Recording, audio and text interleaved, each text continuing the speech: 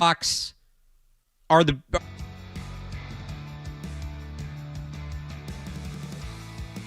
first time in a long time, a true baseball summer in Boston. Where this ends, we will see. So I think some people are higher on the team than me, but I am not low on them by any means. And by some people, I mean Jeff Passan. He had some interesting comments today we'll get to coming up in the next segment. But they're in it. They're in it. This is real. They are the second team in the wild card. They are one game back of the Yankees for the top wild card spot. And as much as everybody's talked about the wild card, I think I said this when I was on yesterday. This was before they won and the Blue Jays lost. But I'm going to bring this up. If you'll allow me, what's the line from Toy Story? Like, we're gonna miss the truck. Oh, we're not shooting for the truck. Is that what it is? You know what I'm talking about? We're not talking wild card here. The Red Sox are 3 games back in the American League East. They are 3 games back in the division behind the Toronto Blue Jays, who honestly I'm not the biggest believer in. They kind of had a Red Sox-like run, too, that's propelled them to the top. 7-3 in their last 10. I believe they had an 8-game winning streak in there, 7 or 8 games. So their numbers pumped up a little bit, too. That's not to say the Red Sox isn't like they're not going to have multiple 10-game winning streaks probably down the stretch. But I think they're on par with the Red Sox, and it's a 3-game gap. And then the Yankees are there in the middle. We know the Yankees can kind of fade as the season goes on. And the Red Sox can beat them head-to-head. So this is a true full-on baseball summer. And the best part about it to me so far, you heard it in that call there at the end of the game. And if you watched it, you saw Aroldis Chapman gets that final out, and he just stands there, kind of poses. That wasn't a usual final out. And some of it is 10-game winning streak going into the break. But I think some of it was the moment. Because watching the Red Sox this weekend, and I was watching them. I got home from golf on Saturday, put them on. Got home from the station yesterday, got home from my show with Matt Dolph, put them on. The environment at Fenway, it's a sight for sore eyes. Oh, it's great to see. Because the last 2 years, that hasn't been the same. Even on the nights that Fenway Park is full. The last few years. I remember I went that series early this year. I think it was like the first week in May. When they hosted the Mets. And it was a good-sized crowd. There were a lot of Mets fans. It was audibly Mets fans. Like, you could hear them cheering when the Mets did something. No offense to you, Stenberg, but the Phillies, when the Phillies are in town, a lot of people come up from Philadelphia. The Phillies fans make their way up here. No offense to them or the Mets fans. Like, go see your team, show up on the road. It's what a good fan base does. You know, the Yankees, obviously, their fans come up here. Toronto usually travels well to here. I just don't know, even when the Rays were playing at the Trop, a full-size building, I don't know that there's 10,000 people going to see the Rays in Tampa. How many of them are coming up here to see the Red Sox? And the crowd shots, you didn't see Rays fans. The Red Sox fans were out in full, and the building was full. It wasn't just Red Sox fans in a half-empty building. The energy, the environment was real. I remember doing this show with George Bilecki last week, 2 weeks ago, whenever it was, and he was talking about how he got here in 2022, and so he hadn't really seen that Red Sox buzz. He missed the 2021 run to the ALCS. We're not quite there to playoff buzz yet. Obviously, it's July 14th. We still have a little bit of time to go. But the buzz, the energy, the passion feels as real as it's felt a long time here for this team in Boston. And I love it. I can't wait. I was on the radio Sunday. I couldn't go. My brother texted me, let's go. Let's get tickets. I can't wait to go to Fenway when the Red Sox get back. And they have a road trip after the break, so it's going to be a few weeks, and they've got some tougher games, and that Dodgers series should be banged out. I mean, Dodgers fans travel, but again, like, it's going to be a strong Red Sox showing. But I can't wait to get back. The energy's unbelievable. It's everything you want it to be. It's everything it should be when the Red Sox are a serious baseball team, and for the first time in a long time, it feels like the Red Sox are a serious baseball team right now. That's my favorite part of this. There's other good parts too. They're winning again. That's obviously great, but they're winning again and they've been embraced because I think that this team, the front office, ownership, tested the fans the last few years. And that's not to say Red Sox fans are bandwagons. It was hard to root for this team when you trade away Mookie Betts and don't really get anything in return. When you trade away Chris Sale and you don't really get anything in return, and he goes and he wins a Cy Young.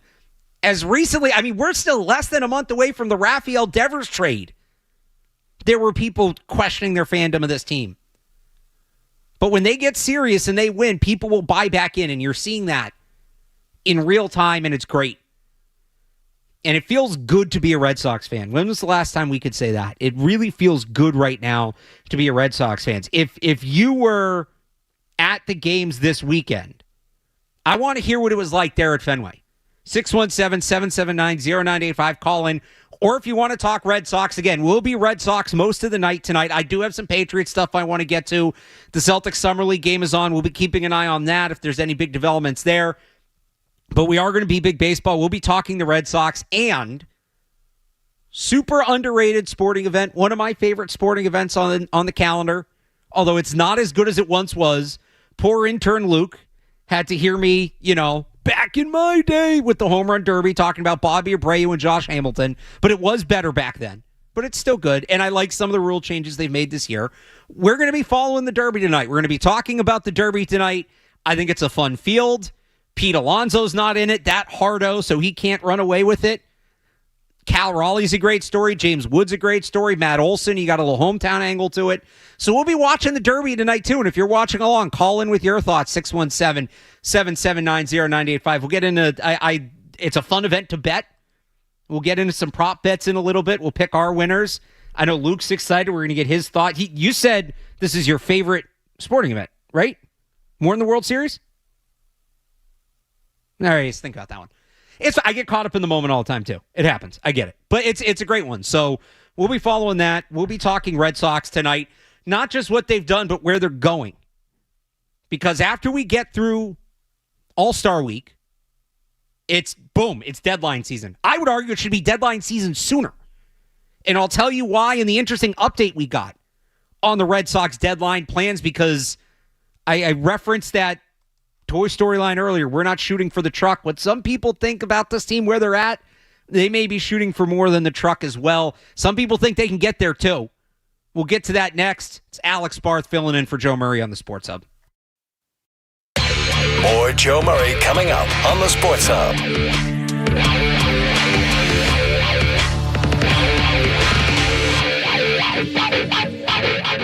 It's Warrendale Appliances Scratch and Dent and Display Model Sale going on right now. Take unheard of historically low savings right now at 170 High Street in Waltham and at the new Warrendale at 781 Center Street, Jamaica Plain. Warrendale Appliance. You've got to try the new burgers at the Nines. Bigger, bolder, and beefier. Our half-pound, 100% American Angus beef is sure to please. Try the new Bourbon Onion Burger and get more ang for your buck. You gotta love the Nines. Attention skilled tradespeople and sales pros. Are you ready to join a team where your hard work is valued and your career can thrive? Gem Plumbing and Heating has 2 new branch offices in Massachusetts and is hiring. We're looking for HVAC, plumbing, electrical, drain, and sales professionals who are ready to take their careers to the next level. Enjoy competitive pay, benefits, and a supportive team environment. Plus, we're offering attractive sign-on bonuses. Don't wait. To join our growing team, apply at AskGem.com today. Get ready for your workouts will stay tuned for. Are you tired of? You can skip a lot of things in life, but not everything. With Citizens, get the advice and tools you need to financially handle all of life's unskippable moments. So you're ready for.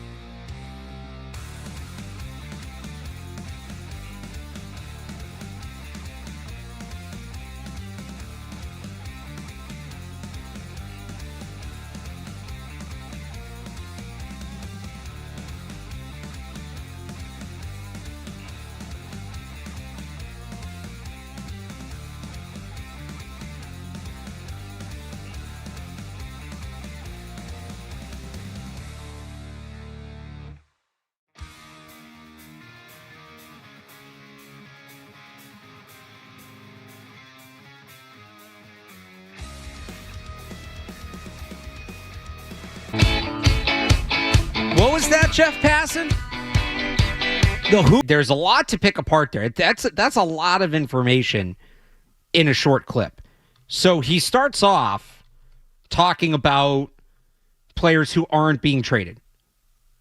So he mentions Aroldis Chapman, and he mentions Alex Bregman. I never bought the Bregman trade thing once they started winning again. If they were like 5 games under 500, I might buy that more because he has that opt-out. You don't want to lose him for nothing, but given the fact that they're winning now and you hear about what a valuable resource he's been for Roman Anthony, Marcelo Meyer, some of these other younger players, or even some of the not younger players too that he's worked with, like that guy's not going anywhere.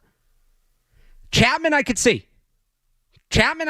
Like a good closer will get you a lot at the deadline, and the Athletic had put out a hypothetical trade that was with the Red Sox can trade Chapman for a front-end starter or for a big right-handed bat. Then do you flip Jarren Duran for a closer? They had used Emmanuel Clase from the Twins, which I'm like, okay. I don't know that's my favorite outcome, but I could see that working if they really, narrowed it in. But no, it sounds like Chapman's going to stay, and he's been, arguably the best closer in baseball to start the season. So nothing wrong with keeping him if you're really going for it. And then within that, you have the name he didn't mention, which is Jarren Duran. It sounds like moving Jarren Duran might still be on the table because here's the reality of where the Red Sox are at as they try to buy at this deadline. The prospect pool has sort of dried up for Boston. Now, I'm not counting the big three. Well, Chris Campbell's back down, but you're not trading the big three, right? Anthony Mayer, Campbell, those guys are off the table. Peyton Toll would be their next guy up, according to Sox prospects. He's the number 3 ranked prospect. Anthony and Meyer are still on there for now. They'll be moved soon. He's really their only up there pitching prospect. That doesn't mean you don't move him, but they might be a little more hesitant. And then you have the password, Yoshinson Garcia. He's probably their best bet to move right now. And maybe James Tibbs, who you got in the Jarren Duran trade, or in the Rafael Devers trade. But these guys aren't higher level prospects. They're not going to get you that bigger return. So the Red Sox may have to buy by selling. And I wrote about this last week on 985thesportshub.com. You can check it out. This is why I'm not anti-trading Jarren Duran. And I like Jarren Duran. I think Jarren Duran's a good player. Jarren Duran is going to get you more if you can find another contender, right?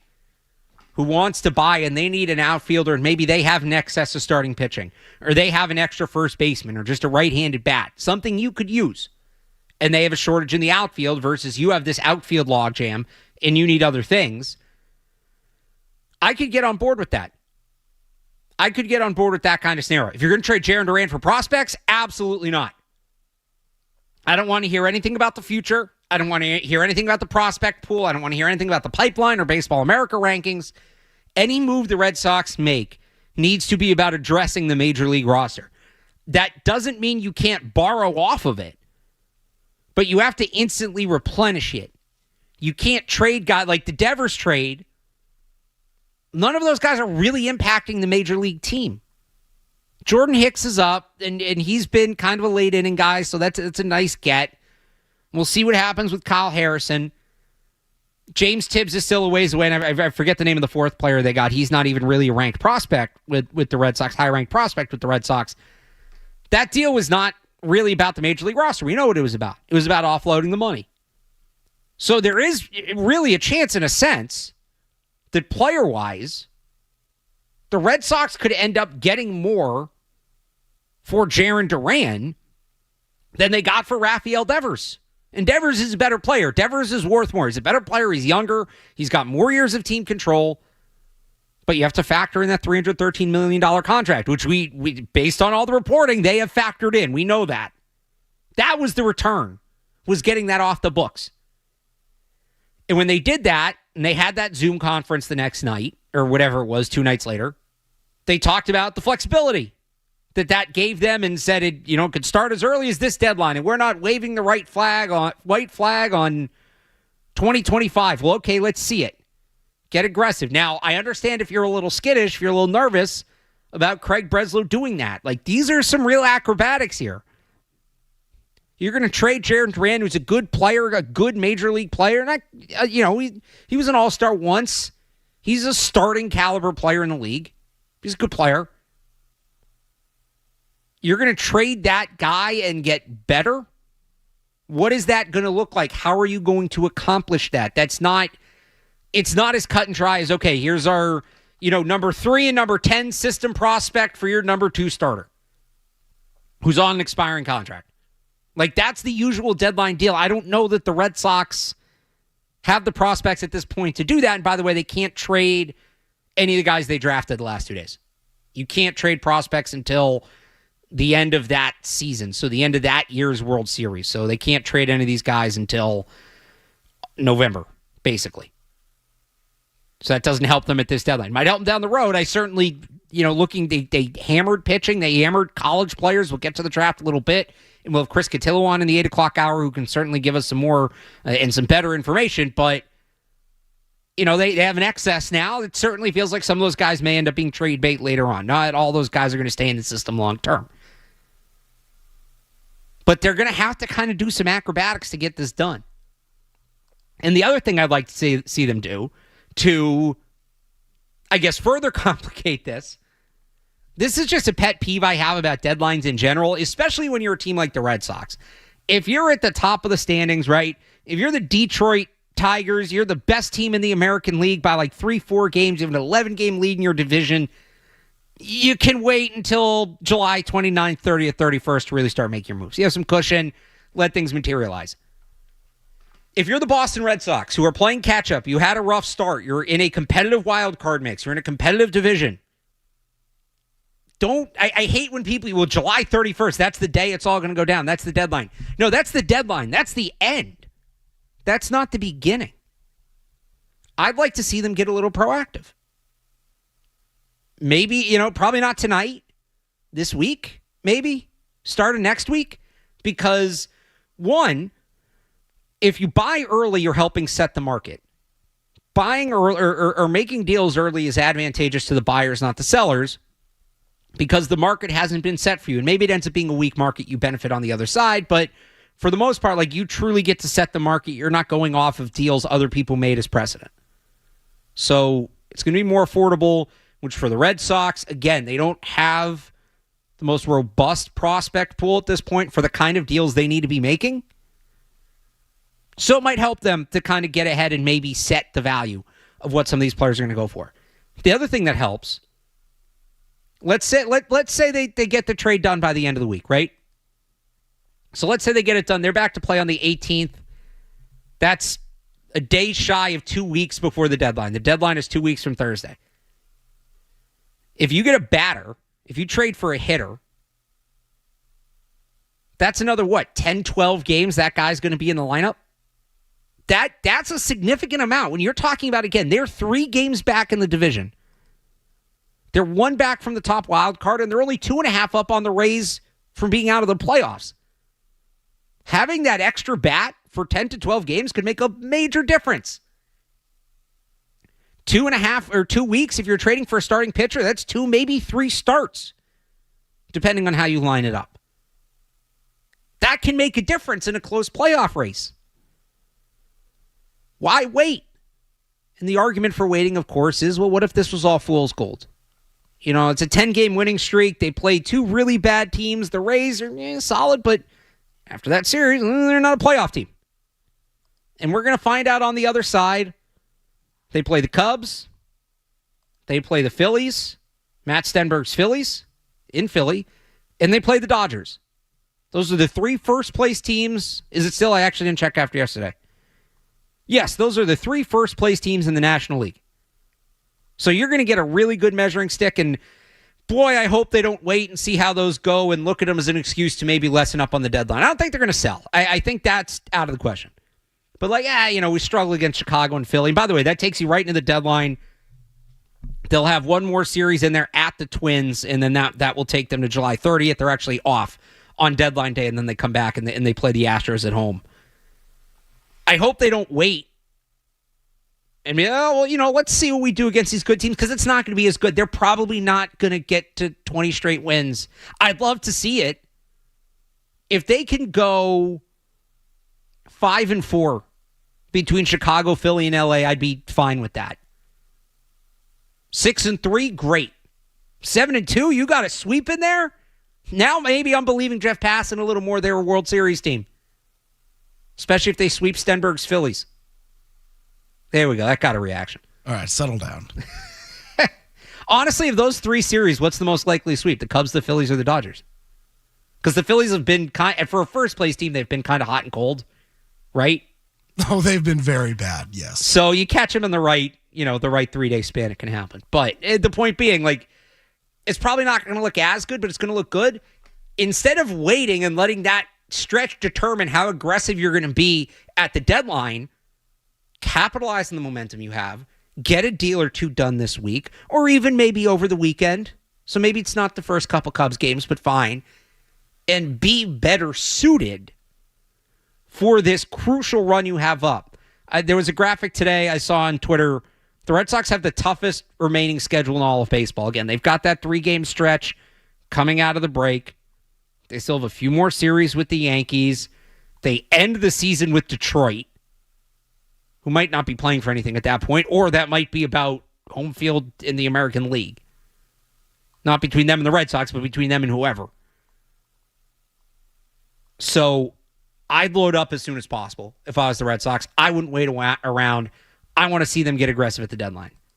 That's what I'm personally hoping for. So we'll see. Or do something tonight. That'd be great. Give us the content, because slowest week in sports. I always love this trivia question, and now it's 2 nights, because they used to get back to play on sooner after the deadline, but there used to be 1 night a year where there was no MLB, NFL, NHL, or NBA action.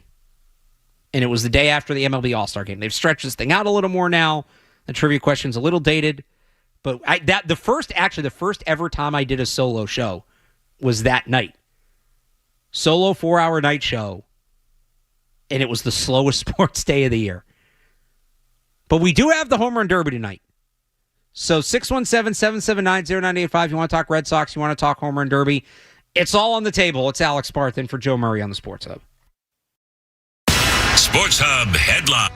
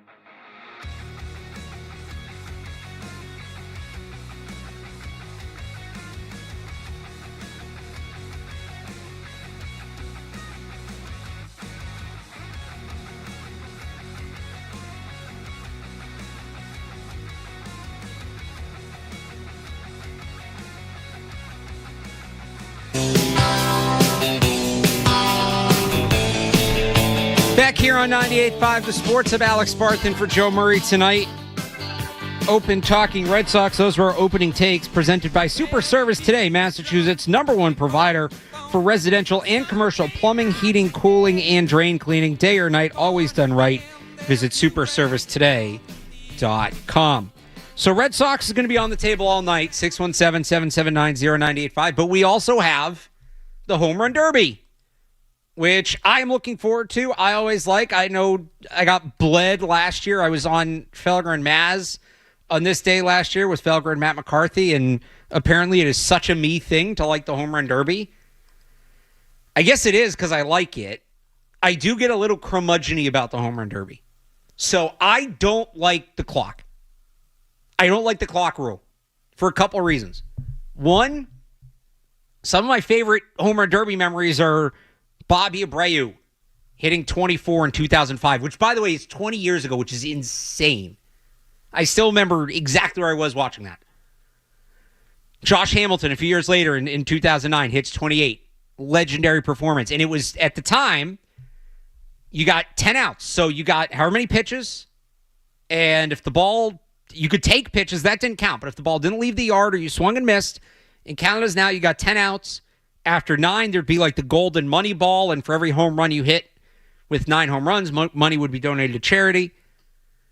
And there was suspense to it because you didn't know when it was going to end, to which a lot of people say, yeah, you don't know when it's going to end. It takes all night. To which I say, it's a Monday night in July. If you're watching the home run, like you're either doing something, in which case you're not watching the Home Run Derby, or you're not doing anything, in which case it's a Monday night in July. But okay, fine. I'll give you that. The event maybe at times took too long. But the clock, the other thing about the clock is now these guys are rushing because they want to get as many pitches off as possible. And part of what was cool about watching the Derby back in the day, and I hate how old I sound doing this rant, but it apparently has been 20 years since Bobby Abreu went nuts in that. I think that was in St. Louis, I want to say. I think you're right, because the next year Ryan Howard won it in Pittsburgh. It was in Detroit, sorry. Detroit, I knew it was 05 for Bobby Abreu. Central. You were right. Ryan Howard the next year in Pittsburgh. David Wright had 16 in a round, but Ryan Howard came back and got him 5-4 in the final. And so, yeah, it's not like the numbers were absurd with the 10 outs. Again, 5-4 final. You still have that problem of guys getting tired, but now it's worse. Because remember, you used to watch it, especially when the guys would get going, and whoever was producing it would build the drama, and you'd have Berman, and he'd hit the ball, and they'd go to the shot if the camera zoomed out, and it would zoom in and find the ball, and you'd see these gargantuan home runs. I had the Abreu one on earlier because I was watching it before the show. He hit one 574 in that Derby. And you'd see the reaction, you'd see him react, and the players react. Now, the ball's off the bat, they have it split screen, and you have to choose what you're watching. Am I watching the ball land or am I watching him swing? Okay, well, I'm going to watch this land. Oh, shoot, he swung. Where's this one going? Where's that? You really just... You kind of just end up watching the number on the ticker tick up and up. That's no fun. That's not the point. I want to see not just the home runs, the guys that are hitting at 500 plus. And there's probably some guys in this tonight that can do it. I miss the 10 outs so much. So I do too. I'll give you the maybe it took too long. 7 outs, 5 in the championship. 7 outs, 5 in the championship. That should shorten it up. So there is a new format tonight. It is not clock dominated. There is a clock. I'm interested to see how this works. And also, by the way, on the guys hitting a lot and around it, yeah, I know, like Julio Rodriguez hit 40 with the clock, but you didn't get to, it wasn't dramatic because it was just the clock. So tonight, you get up to 40 pitches. So that's another one I don't hate. It's closer to the outs thing. Okay, we're going to give you 40 pitches. We'll see how many of them you can hit out. And maybe you do something where it's like, after the 40th pitch, if you keep hitting home runs, it's like the next out is when you're done. You can't end on a home run. That would add some of that golden ball type drama to it. But the other thing is they all have to be thrown in 3 minutes or less, which that tells, like 40 pitches in 3 minutes feels like that's going to go quick, right? Do you want pressure on, like, just the random guys throwing the pitches? That too. So I don't want that at all. I don't hate this. The pitch limit is closer to the outs, so I like it better. But it's also still not the out. I like the outs. I'll take less outs if we have to do that. I think 7 outs is a good compromise, or if you want to go to less outs in the championship. McCarthy said less outs in the first round. The first round's the best part. Because Abreu didn't, or I think he did win it that year, but Josh Hamilton didn't win it the year he went off. Justin Morneau did, because Hamilton got burnt out. But I don't remember Justin Morneau winning the Derby. I remember that epic first round from Josh Hamilton. So I'm in it for the first round. So if you want to go 7 outs in the first round, fine. After that, that's fine. I'm with you, though, Stenberg. We got to go back to the outs. Baseball's not a sport that's meant to be timed. I mean, exactly. I'm great with the pitch clock. I think that was a great implementation. Doesn't affect the game that much. I'll take a pitch clock in the home run derby. These guys can't milk it because I went back and watched that. Abreu hit that one 570 something, and he milked it for 2 minutes before he got back in the box. You want to have a pitch clock there? Fine. I didn't mean to cut you off, but I want to go back to the outs. You got anything else? I was just going to say, I want these guys to see their pitch. Yeah. And I want them to make a decision whether or not they're going to hit that ball 500 feet or not determined whether or not they've got, I've only got a few seconds left, or I've only got a minute left and I need 6 home runs. I have to now swing at everything. And I want to see the ball. I want to watch the ball. I want to be able to watch the ball go. I want to see what happens. I don't want to be having to follow a split screen and all that. So we'll see. We got the Derby tonight. You guys want to look at some... Also, super fun event to bet because it gets a little goofy. Do we want to, before this thing gets started here in about 15 minutes, make our picks on the show for the Home Run Derby because we'll be following all night? We'll do that. We're going to make... And we're not just going to pick winners. I got some more things lined up. We're going to pick those next. We'll do Home Run Derby picks coming up. If you want to join us on the Red Sox or the Home Run Derby, 617-779-0985. It's Alex Barth in for Joe Murray on the Sports Hub.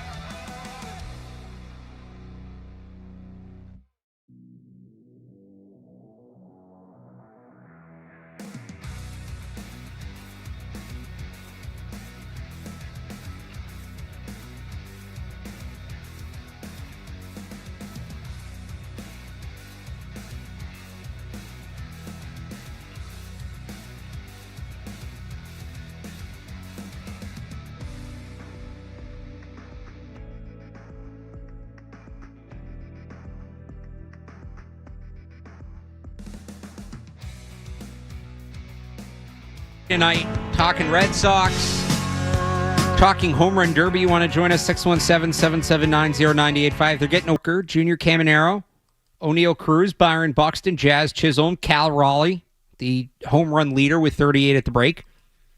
And it's always fun when there's a local guy. It's always fun when there's a hometown competitor.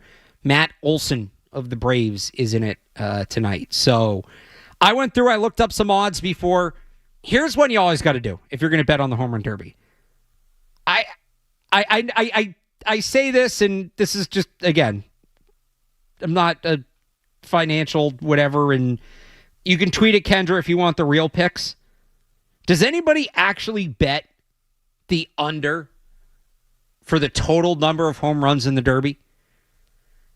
I'm not saying you have to bet the over, but if you're going to bet the under, at that point, just don't bet. I can't imagine watching the home run derby rooting for guys to not hit home runs. That just feels like a pretty brutal night. I don't know. Remember when Brandon Inge hit 0? I mean, that was objectively very funny. But that's not what I'm tuning in for. If one guy does it, I guess, sure. But, so the total tonight, we actually know because it's 40 swings per player. So it's 40 times 8 in the first round, plus 4 in the second round, plus 2 in the final. So they're going to get, call it about 560 swings tonight. Total. We'll see. Give or take if, somebody, last guy up hits enough home runs to advance. Doesn't he keep going? The total is 239.5. So we'd need 240 home runs. So that's less than half. That's 43% of the total pitches being home runs tonight. I feel kind of good about that. I feel good. How do you feel, Stenberg? 239.5? Yeah, I'd say I feel good about it, but is that math also, calculating for the fact that each round guys get eliminated? Yeah, so there's going to be 8 hitters in the first round, 4 in the second round, and then 2 in the last round. So if each one gets 40 swings, that's 16 total at bats, right? So it'd be 40 times 16.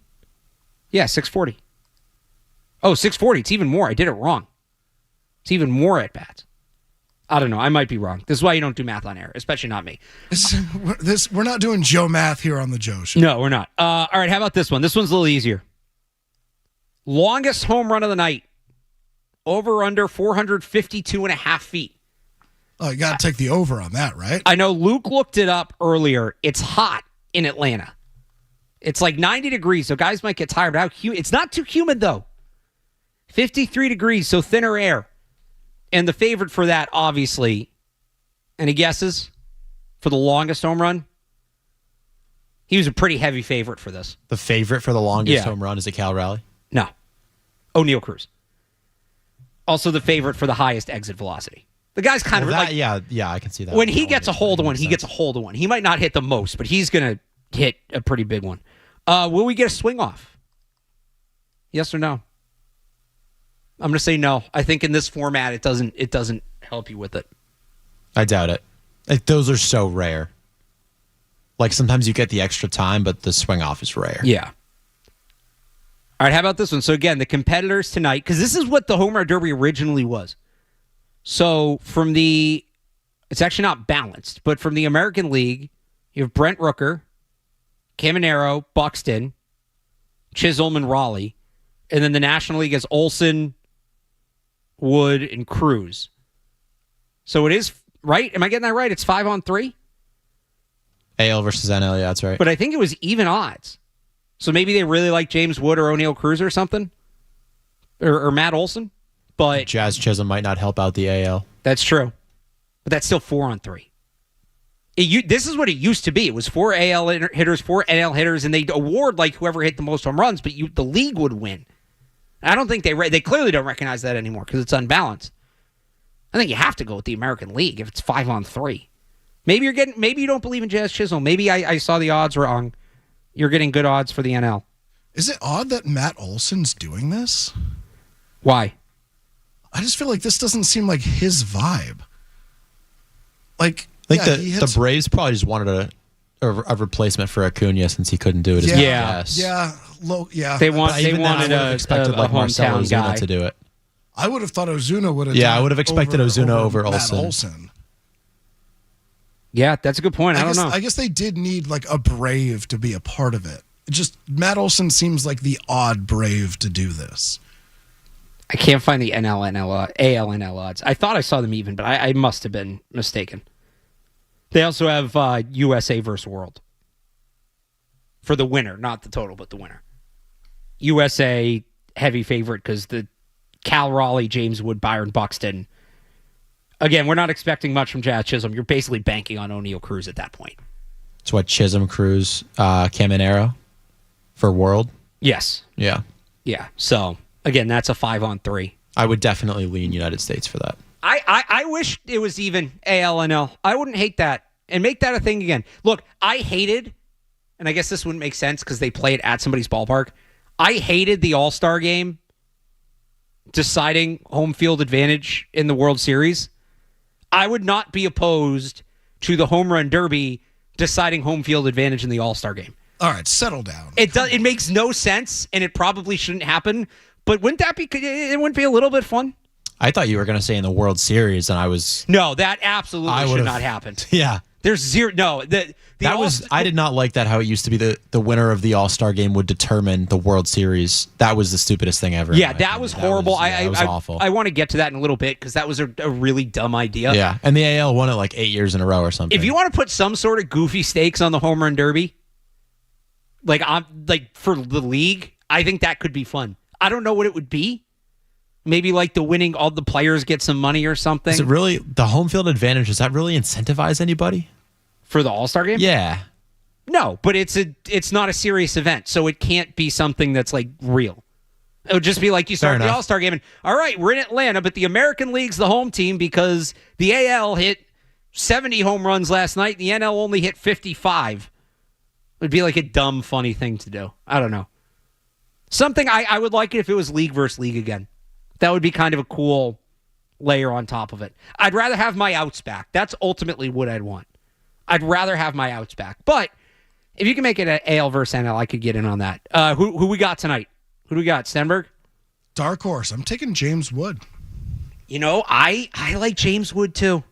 I do. He's just having one of those seasons where like this could be a big arrival for him. I want Cal Raleigh. I'm rooting for Cal Raleigh. It's too obvious he's not going to win it. I kind of like James Wood too. Is James Wood really a dark horse? I think he was third in the odds. Third. Does that make him a dark horse? So it's Cal Raleigh at plus 330 on DraftKings. O'Neal Cruz at plus 360. James Wood at plus 390. And then next up is Byron Buxton at plus 750. He's my pick. I'm going Buxton. Buxton? Yeah. I think that is an actual dark horse because nobody's picking Byron Buxton. Here's the thing about Byron Buxton, and maybe this doesn't help the argument with James Wood. Byron Buxton's not a big guy, right? He's 6'2", 190. He's kind of wiry. It's usually the big, like Pete Alonso's a tank. Pete Alonso, that hardo who cares more about the home run derby, and I like Pete Alonso, but he cares more about the home run derby than he does about actually winning baseball games.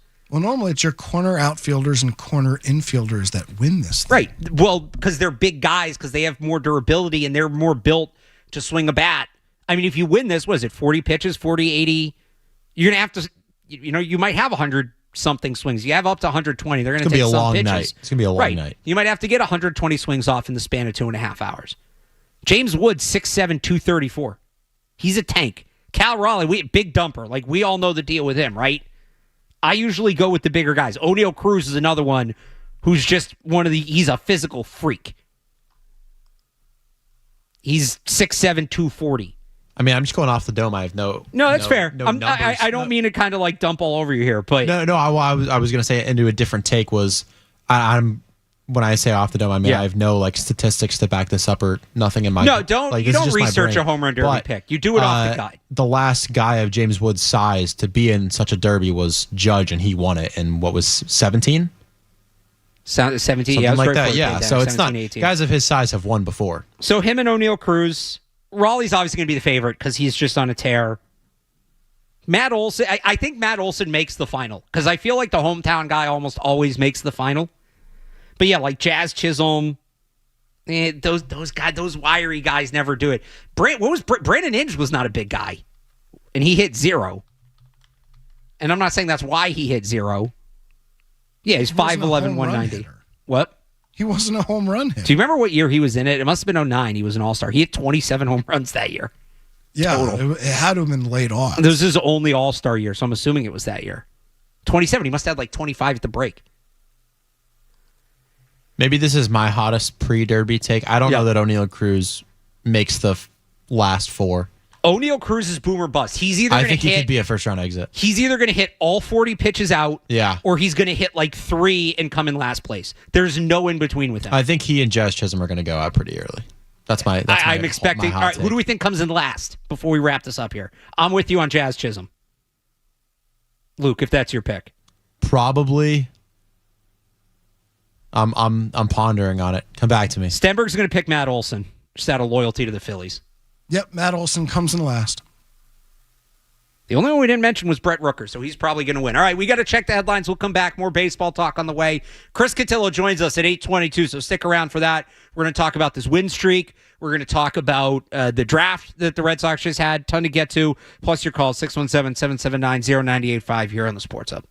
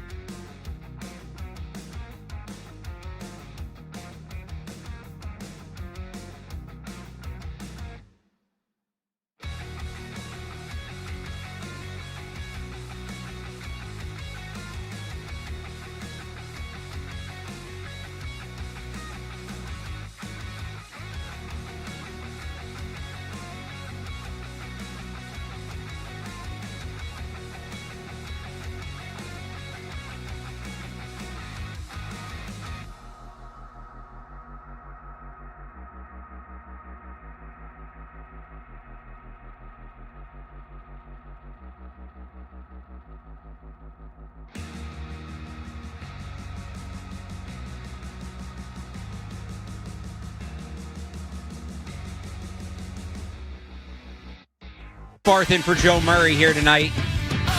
Matt Stenberg behind the glass in for Skaz. It's me. There was a draft. You know I have to talk a little bit about it. It's the MLB draft. It's probably the least impactful draft of the 4 professional leagues just because there's so many other paths to entry. When you look at the international signing market, whether that be guys coming over from Japan, the immediate impact guys. Obviously, the Dominican, the Caribbean pipeline is big, and those guys aren't in the draft. These kids are signing as international free agents at 15, 16 years old. And even the guys that are drafted, it's years until you see them. But the Red Sox did make 21 picks. You heard it there in the update. 15 of their 21 picks were pitchers. We can narrow that down a little further. Of the 15, 13 were 15 were college pitchers. 13 were NCAA pitchers. They took a couple of JUCO guys later on, the 16th and 19th rounds. So they had a type. Craig Breslow had a type, and this was after Chaim Bloom didn't take pitchers. I think he took one pitcher or two pitchers in the top 100 in like a 3-year span, something like that. And you see it in the Sox pipeline now. Like, there's not a lot of pitching in the pipeline. Not a lot of high-end pitching. They have a couple guys, ranked further down. But Sox prospects right now, not including the top two, because their top two right now are Anthony. And no, we'll include those guys. Those guys are up and helps my argument. Of their top 10, they have 5 pitchers, but that includes 8, 9, and 10. Of their top 5, there's only 2 pitchers. And one of those guys undergoing Tommy John. They also drafted a lot of shortstops. So they did, but something I've learned about that over the years is generally at that level, and this is more true in high school than college, but it's sort of true with the college guys. They didn't draft any high schools. They didn't draft one high school player. They took a couple of JUCO guys. But usually players, like the shortstop's the best player. You get drafted as a shortstop, and then you move wherever. Like Henry Godbout from Virginia, who was their second-round pick, or their compensatory second-round pick, sorry. He was drafted. He was listed as a shortstop, but he played more second base at Virginia. People think he's going to be a second baseman in the pros. So usually it's a lot of shortstops, guys that are drafted as shortstops, and they kind of move around. Maximus Martin was another one. Was the starting shortstop for Kansas State this year, viewed as a shortstop. But according to our good friend Tyler Milliken, he might move around center, corner outfield, corner infield in the pros. But they hammered pitching. And that's good because they have top-end guys. Obviously, Crochet's worked out. Their rotation's been good, but these are older guys, some guys on shorter contracts. They're going to need to replenish that pipeline. So not only did they attack pitching to fill the overall organizational lack of depth, they also attacked college pitching. So these are guys that you would think are going to be sooner rather than later. I was reading something today on Kyson Witherspoon that said he could be up as early as midway through 2026. We could see him this time next year. That'd be great. Same for some of the bullpen guys. Like they drafted some relievers. But those were college guys. Those are guys that will be up sooner. The position players will be up sooner. That means they're more valuable if you're going to flip them.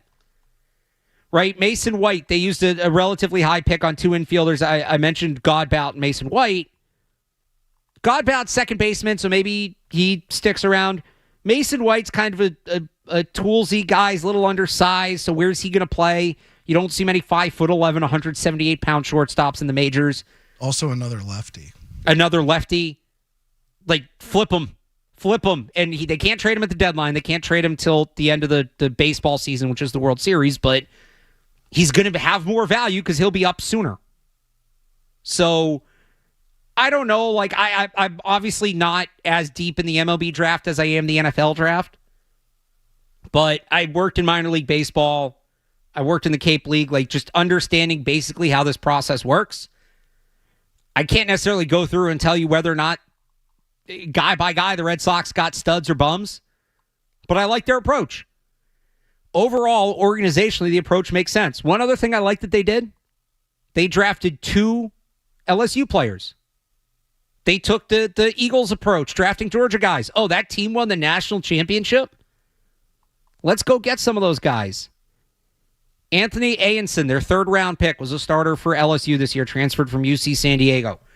Went 12-2 in 20 appearances, went 3-0 in the postseason, and had won the championship clinching game in Omaha. Struck out 9 hitters and 6 1/3 with the title on the line. Yeah, okay, sign me up. I can't tell you whether or not he's going to be a great major leaguer. He was clearly doing something right. Big game picture at LSU the year they won the national championship. No problems there. So as much as we're all excited, like the 10-game win streak is front and center, obviously, and that's why we open with that.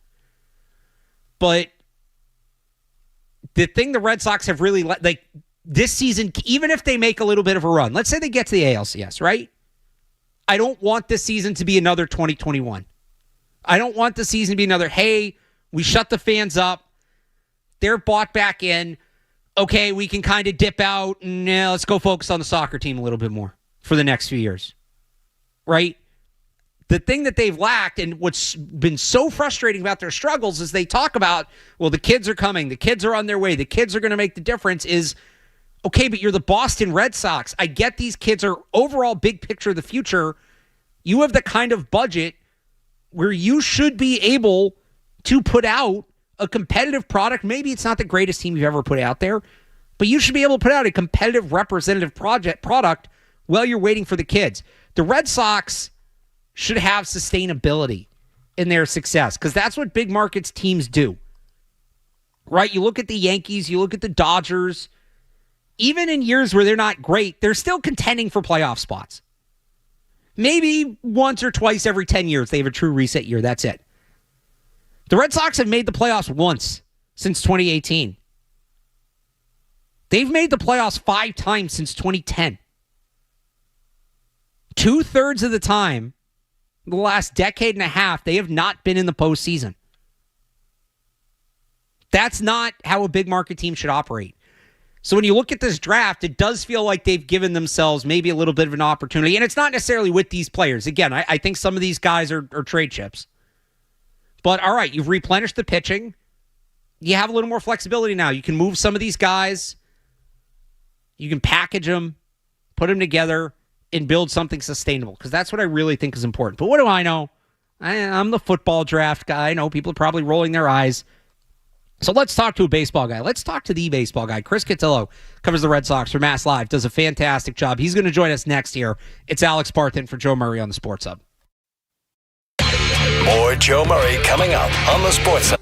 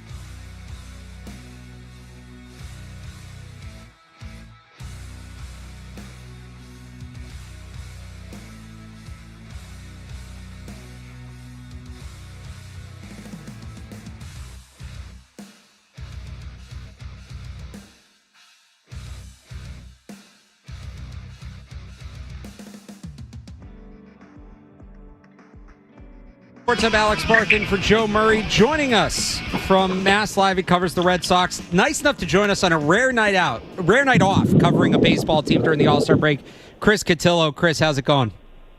Good. It is also a night out. I just stepped away from a plate of wings at Buff's Pub here in Newton. So, in the midst of it all right now. We'll have to make this quick then. I appreciate you stepping away from that. Red Sox, 10 wins in a row. We're still less than a month from the Rafael Devers trade. And here we are. What a 180. Being around the team the last week or two, did you notice any sort of change in tone or demeanor or anything that maybe could have hinted that this kind of turnaround was coming? No, I think this team is one where, the highs are high and the lows are low. We've seen that kind of throughout. Think about heading into the Devers trade and the days after they won 6 in a row. They came out of that, a bad series in San Francisco, a horrendous series in Anaheim, maybe one of their worst of the year. They lost 6, in a row there too. So I think it's one of those things where, we've seen this team be inconsistent. A 10-game winning streak, their first since 2018, probably wasn't on the table for a lot of people. But if there's going to be a stretch of time when it happened, I think this made sense. The Nationals are horrendous. The Rockies are historically horrendous. And I think they caught the Rays at a good time where offensively, we saw what they were over those 4 days at Fenway. So it's not taking anything away from the Red Sox. You can only play the schedule put in front of you. But honestly, good teams should sweep Washington and Colorado with, what they were throwing out there for those 6 days.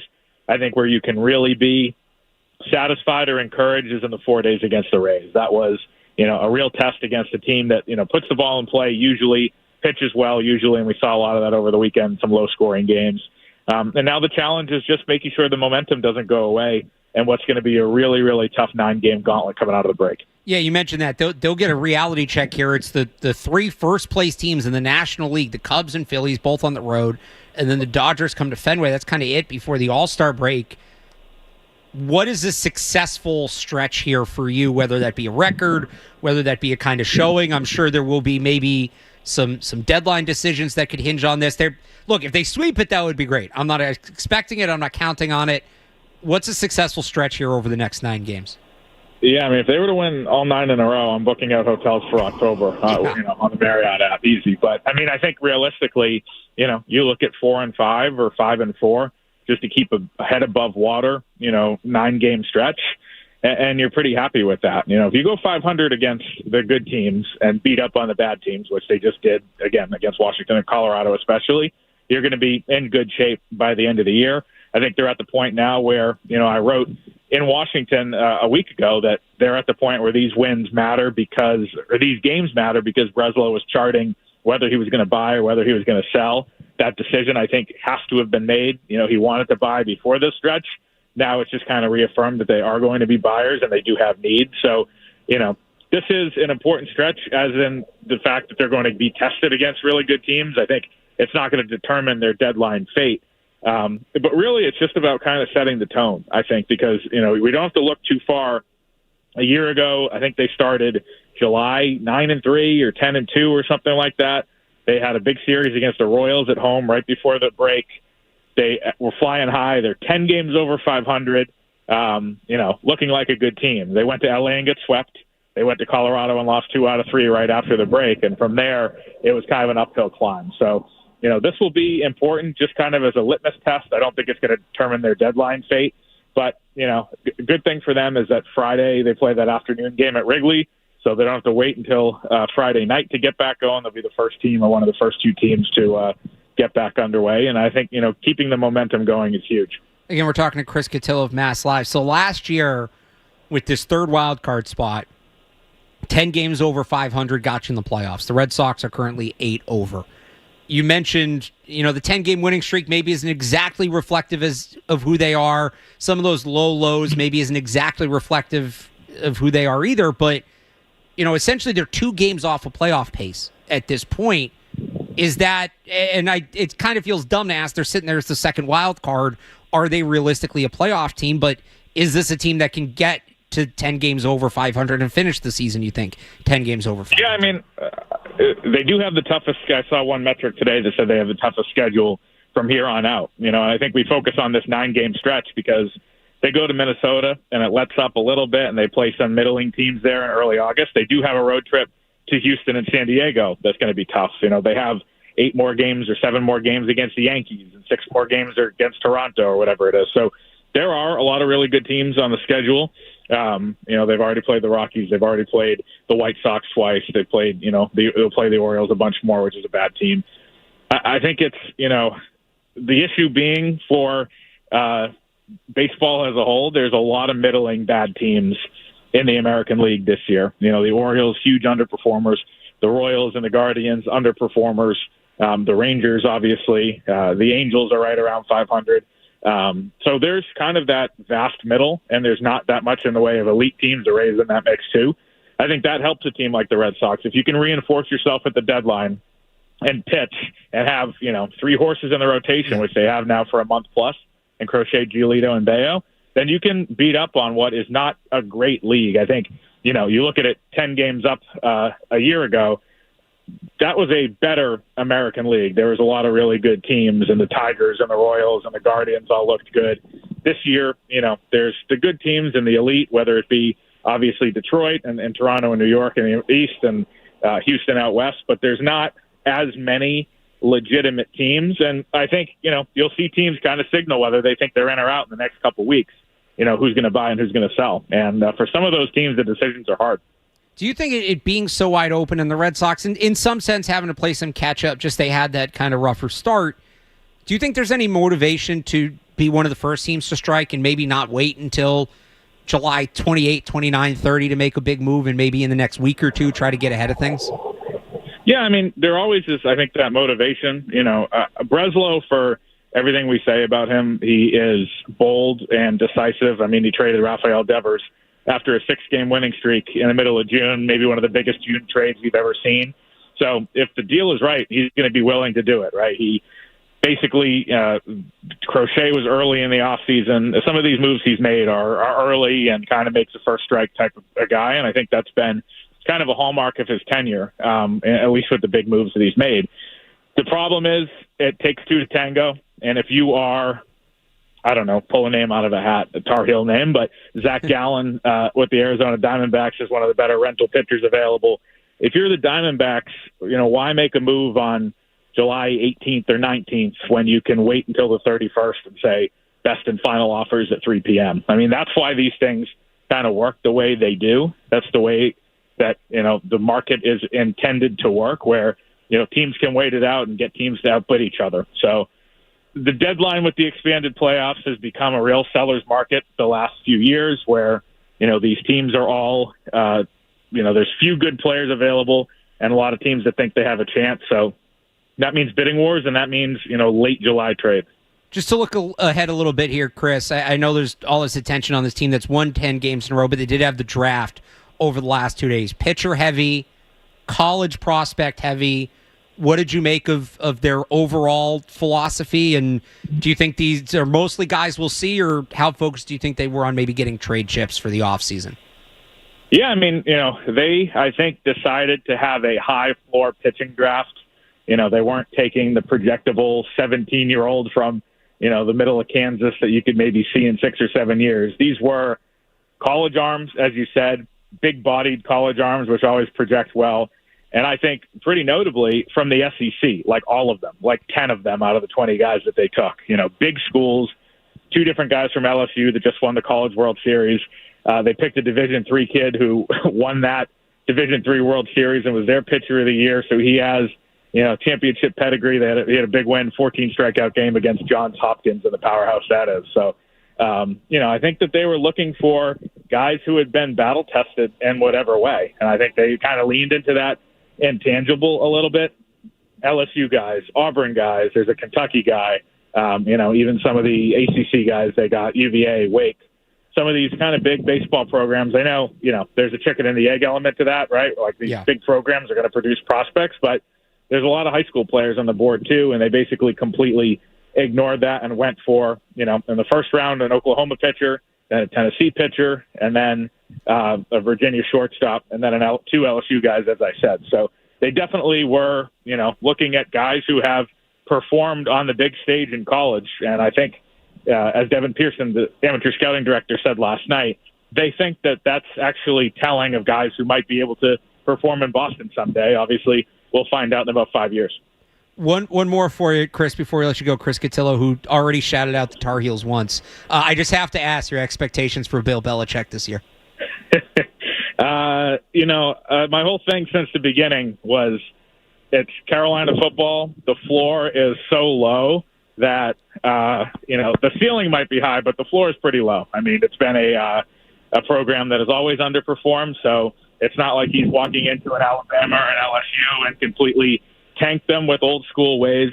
I think he's going to find a way to outcoach, whoever is on the other side in about 5 or 6 games. I think that the gap might be that big as long as he hasn't lost his fastball. I think they're going to win 8 or 9 games, even with a not that talented roster. Of course, I'm biased. Of course, I already had my tickets for the TCU game on Labor Day night, but it's exciting for the program. People are fired up about it. Ticket prices are high, and Chapel Hill is going to be rocking. So thanks, Bill, for coming. Chris Catillo covers the Red Sox for Mass Live, and I'm sure he'll have plenty of UNC Bill Belichick tweets on social media at Chris Catillo. Chris, thanks for joining us, and hopefully the wings aren't too cold when you get back. I appreciate it. Thanks. Had to get that little one in. I'll tell you this about the home run derby. We were talking about this before the break, and I wanted to get to it before we got to Chris. People are saying we can't do the outs because the event takes so long. Did you see what time James Woods got in the box to lead this thing off? 8:20 for an 8 o'clock start. There, I just saved you 20 minutes. Now give me back my outs. And great stuff from Chris as always. Interesting point there on the draft. We had talked about, all right, so college guys, pitchers, but yeah, big time, pitchers who pitched in big time games, the SEC, these blue blood ACC programs, a D3 champion. That's an interesting approach. That's a unique approach from them. We'll get more into the Red Sox. I also just want to talk MLB All-Star Game as a whole. You want to join us, 617-779-0985. We'll do that next. Here it's Alex Barth in for Joe Murray. Oh, but first headline. Sports Hub headlines presented by Celsius Energy Drinks. Still on the weekend clock sometimes. The MLB All-Star break begins tonight. The Red Sox head into the break on a 10-game winning streak after beating the Tampa Bay Rays 4-1 yesterday. Busy day for them off the field today. It was day 2 of the MLB draft after the event started last night. With their top pick, the Red Sox took Oklahoma's Kyson Witherspoon, 15th overall, one of 15 pitchers the team drafted with their 21 total selections. Meanwhile, the home run derby is tonight. It is underway. We are 2 batters in. James Wood hit 15 home runs in his first go. Brett Rooker of the Athletics is up now. He's at 13 home runs with about a minute left in his round. And I guess I got to go pitches too. 12 pitches left in his round. Elsewhere in baseball, ESPN is reporting the Tampa Bay Rays have sold for $1.7 billion. The Celtics are back in Summer League action tonight. They take on the Miami Heat, or taking on the Miami Heat right now. They trail 14-11 midway through the first quarter. In the NFL, the Jets and wide receiver Garrett Wilson have agreed on a 4-year, $130 million contract extension. And at SEC Media Days today, Commissioner Greg Sankey said he and Big Ten Commissioner Tony Petitti are still not in agreement on a new college football playoff format. Sports Hub headlines are brought to you by Celsius Energy Drinks. Refresh your energy with zero sugar, essential vitamins, and proven ingredients. I'm Alex Barth on Boston's Home for Sports, 98.5 The Sports Hub. Your next update at 9 o'clock.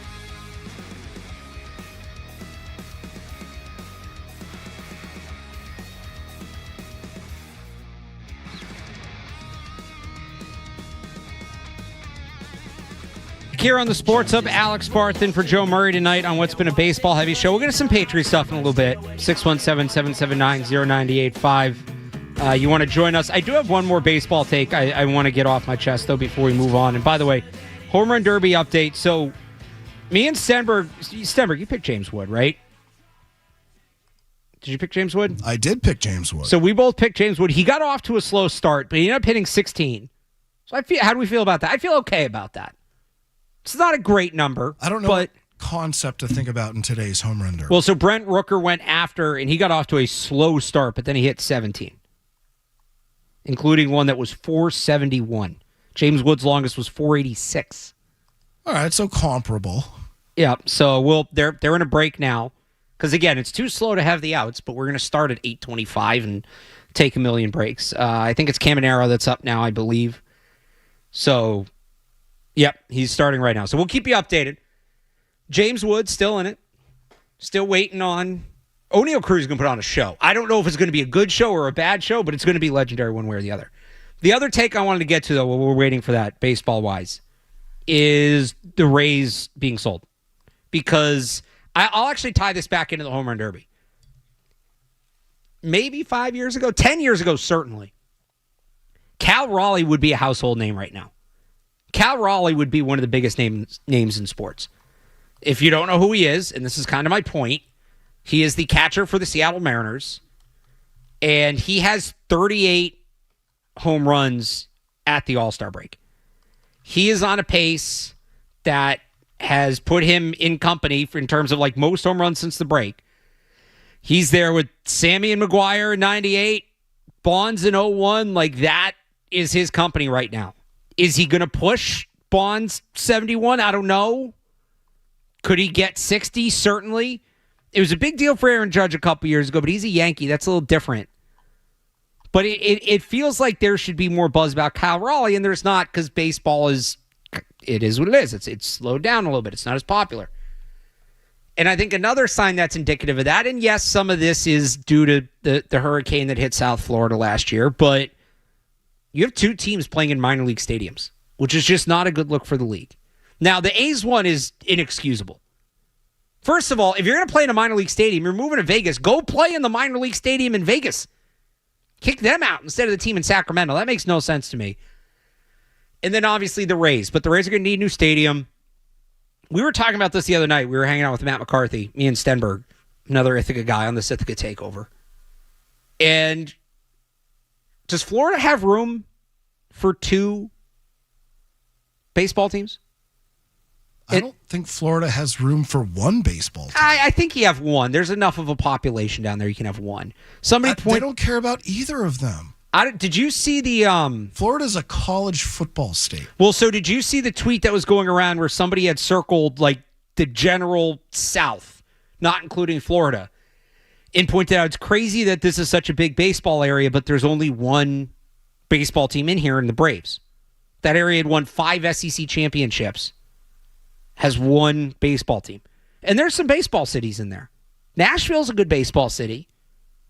You want to pick the Carolinas? Like, there's good baseball there. New Orleans. The thing is, there's only one way to find out.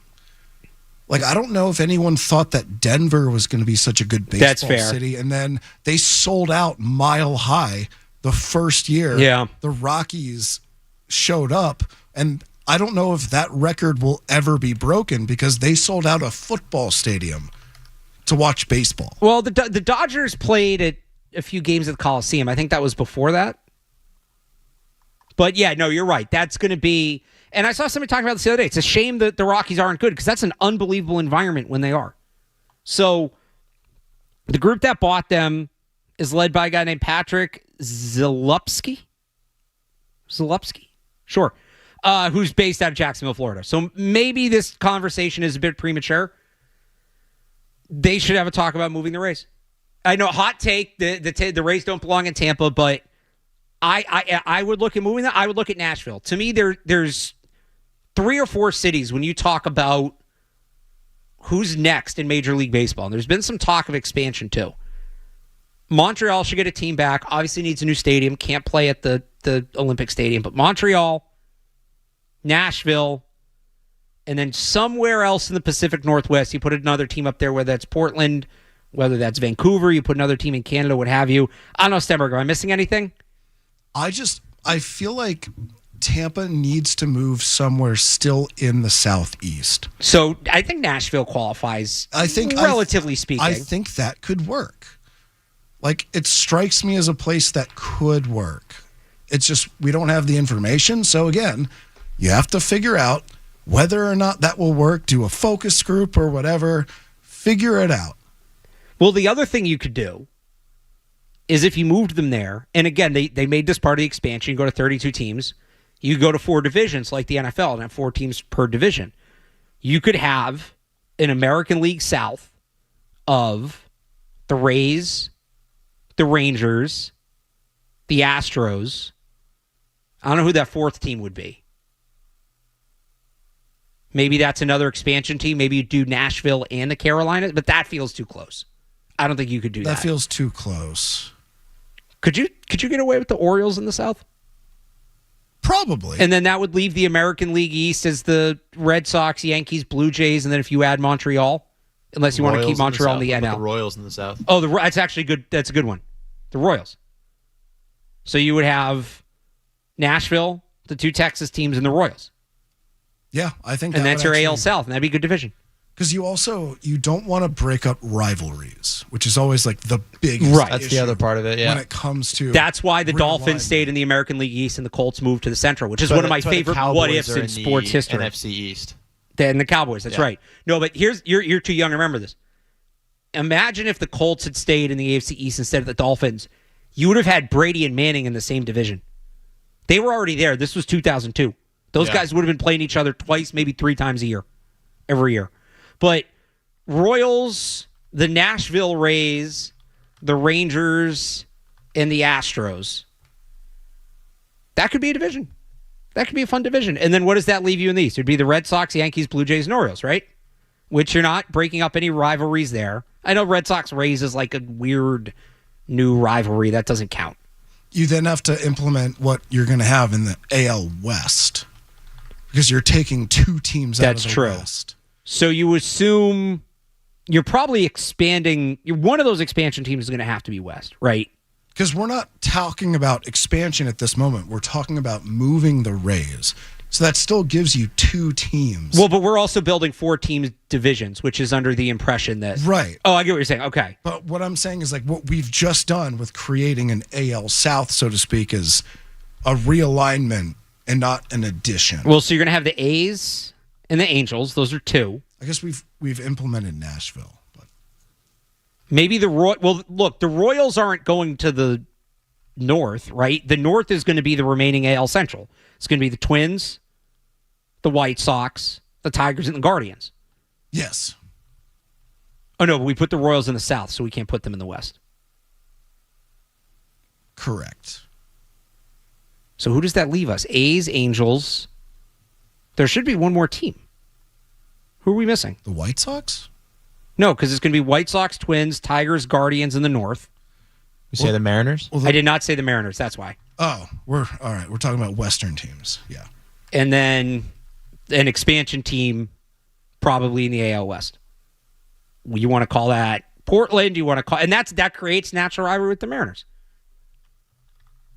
So our rebuilt American League. You really want to expand to Portland?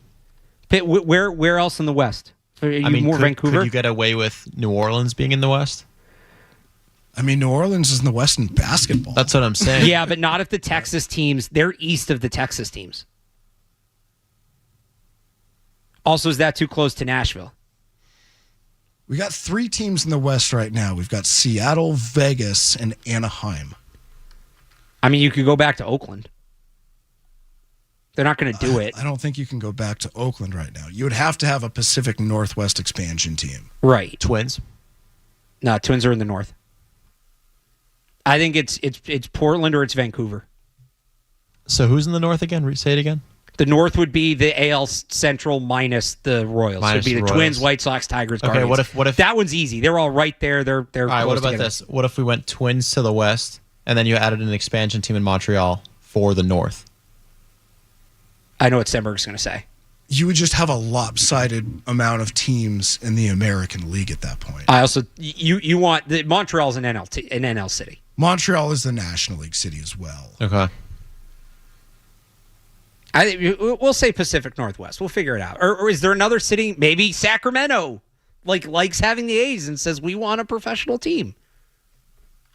PNW team in the AL West. So that's our rebuilt AL.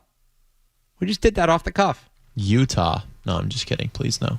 I mean, that is, honestly, they're getting pro sports teams left and right. I don't know what Utah likes. They're getting the teams, but I'm out on You're going to have the ball flying out of the park there. Yeah, but you already have that in Colorado. The Orem has a minor league team, and the backdrop of their stadium is spectacular. You would get some unbelievable background views out in Utah. You were joking. I think you just convinced me. It's Salt Lake City. Salt Lake City's getting a team. That's your Pacific Northwest. Expanding. Is that the Pacific Northwest, Stenberg? Not really. I don't know that it It's the qualifies Rockies. for that. Do you want another mountain team where the ball's just going to fly out of the park? Maybe one in the AL, one in the NL. It evens things out. I wouldn't put another one in the National League. I don't know. I'm out on Salt Lake City. I think it was a good idea. That they're getting all these teams now. They're next up for everybody. I'd put one in Portland over Salt Lake City. I was just about to say that. I would expand to Portland. This all started because I said Portland, and you said you really want to expand to Portland? I would choose that over Salt. I said Salt Lake City completely as a joke. Yeah, but you were onto something. Let's do this. That's our rebuilt AL. We gotta hit the break here. We'll do the NL later in the show. Put a pin in that. We have our American League again. We're fixing baseball here tonight on a night where the home run derby is evidence that things need to be fixed. They got a catcher with 38 home runs nobody knows about. Our American League, AL East, Red Sox, Yankees, Orioles, Blue Jays. North, Twins, White Sox, Tigers, Guardians. AL South, Royals, Rays, Rangers, Astros. AL West, A's, Angels, Mariners, and an expansion team in Portland. We're going to hit the break here. We'll come back. I do want to get into the Patriots. We'll do a little more baseball stuff as well. I want to talk about the All-Star game tomorrow. But let's get into the Patriots. Oh, no, wait. We have in or out. That's right. We'll do in or out. Coming up next here, it's Alex Barth in for Joe Murray. You're listening to Joe Murray on 98.1.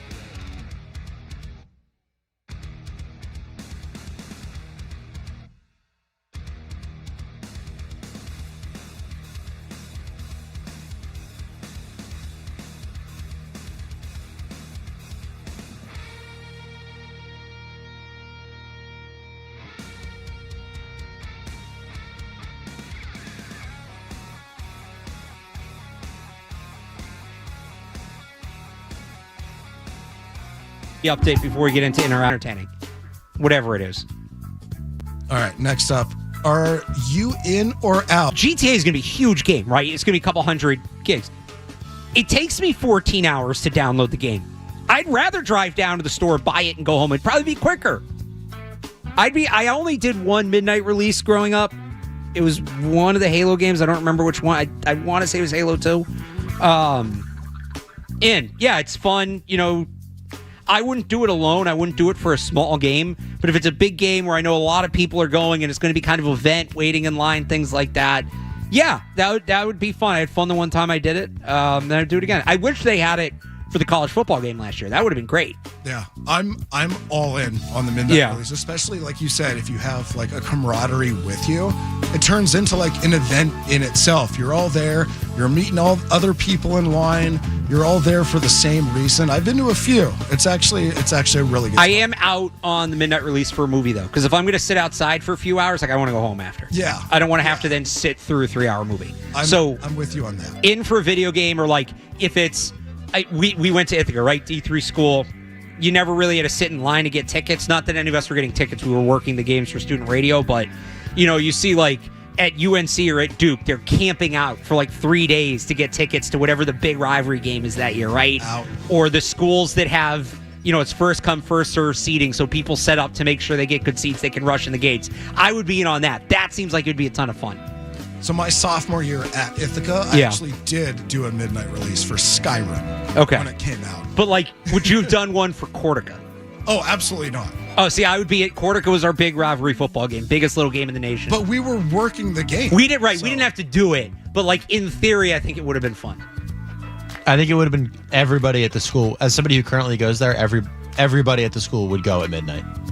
Right, which is why it's kind of pointless to do, and it's not that big of a school. But I think that would make it fun if everybody went. It would be a massive tailgate party. It would be fun because again, they do it at these D1 schools. We see what it is, so I would be in on that. That's fair. I mean, I guess Barth and I have a slightly different perspective. Luke's got a good perspective because he literally still goes to the college. Anyway. Oh, so I don't know that I'd do it right now, but I'm saying like when I was in college. Yeah, no, that's what I'm saying. That's fair. Anyway, last up for this batch of in or out. Eating in the car while driving. Out. Eating in the car, period, out. I don't eat in my car. I don't like when other people eat in my car. I even hate getting like takeout food in my car. Because then I get in the next day, you can still kind of smell it in there. Like I like my car. I like my car smelling like new car, or just smelling clean. I'm not an eat. I'll drink something. I'll get like a coffee. Right, I'll get a vitamin water, and I'll have that in a couple. That's fine. Out, all sorts of eating in the car. Drinking in the car, very different. I despise eating in the car. Yes. Because it's so messy, and as someone who drives a standard, there's too many hands you can't do it. To work with. And in this town, as everyone knows, it's always bumper to bumper. You need all your hands to do all the things. It just gets so flippin' messy. So Barth, the banana that I ate in the car on the way here, the only thing I'll eat in the car is the only time I'll do it. If I'm running around like during draft season, right, or during football season, I might have to go. I'm at Gillette at 10 in the morning, and then I go from there to here, and maybe I'm on Felber Mass. So I'm going to be here till 6 or 7, and I'm not going to get a chance to pick up lunch or whatever. I'll get like a Cliff Bar, and I'll eat that in the car, and that's as far as I'll go. So eating a banana in the car and then coming in here and disposing of it is crazy. I would actually argue a banana is way cleaner than a Cliff Bar. Right. I get the ones that like they're not crummy though. They don't have crumbs. Yeah. They're the stickier ones. Can't do the crumbs. I don't know. I'm not a big banana guy. I guess a Cliff Bar is like the only thing I'll eat in the car. That's it. So I'm out on that. I don't judge people who do. Like it. Here's the thing. It's your car. If you want to eat in your car, I'm not going to judge you. I'm not going to say you're right or wrong. Just respect that I don't want you eating in my car, and I don't want to eat in my car. I think that's a fair compromise. Absolutely. So out. All right. There we go. Interact. We might do another Interact tonight. We might, because Stenberg found a bunch of good ones. So I do have one more baseball take I want to get to, and then I've been teasing this Patriots stuff. We'll get to this Patriots stuff. And if you want to join us, 617-779-0985. It's Alex Barth in for Joe Murray on the Sports Hub. From the Tell Your Type Studios, WBC FM and HD1. It's not just the games. It's Toucher and Hardy. So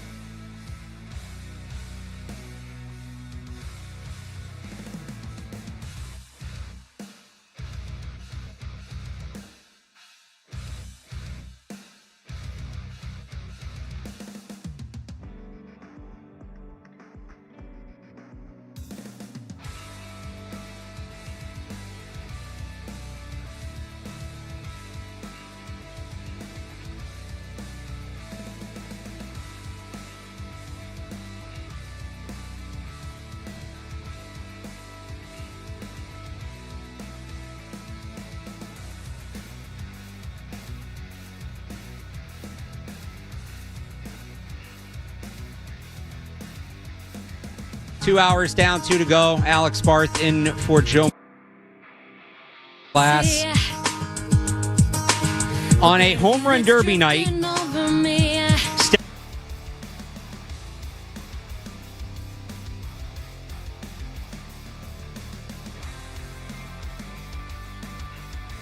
Who in Buxton. Tell me how I got this far. Why can't I?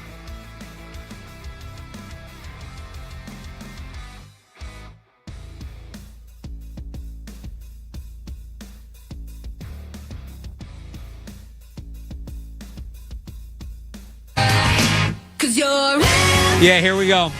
Buxton is about to knock out James Wood, Stenberg. We are going to...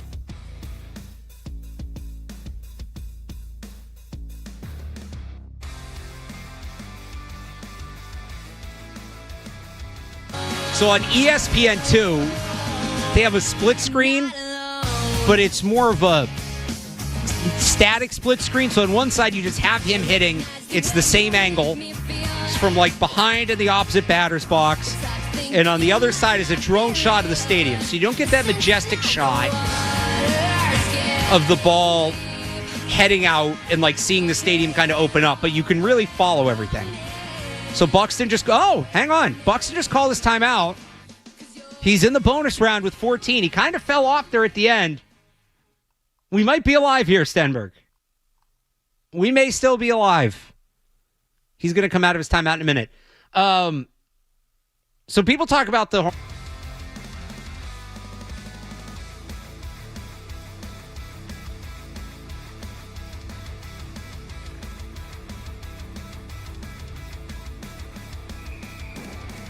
more opt-outs, and maybe it's just the star power in the league isn't what it once was. You go back and you look at those all-star game lineups. Obviously 99 is like historic, but you go look in the early 2000s and the talent on those rosters versus the guys you get in it now, it's not quite the same as it used to be. I don't know. It doesn't have the same juice for me. I do like they're going back to this year. The players are going to wear their own team's uniforms, which was a great tradition for many years. That they've obviously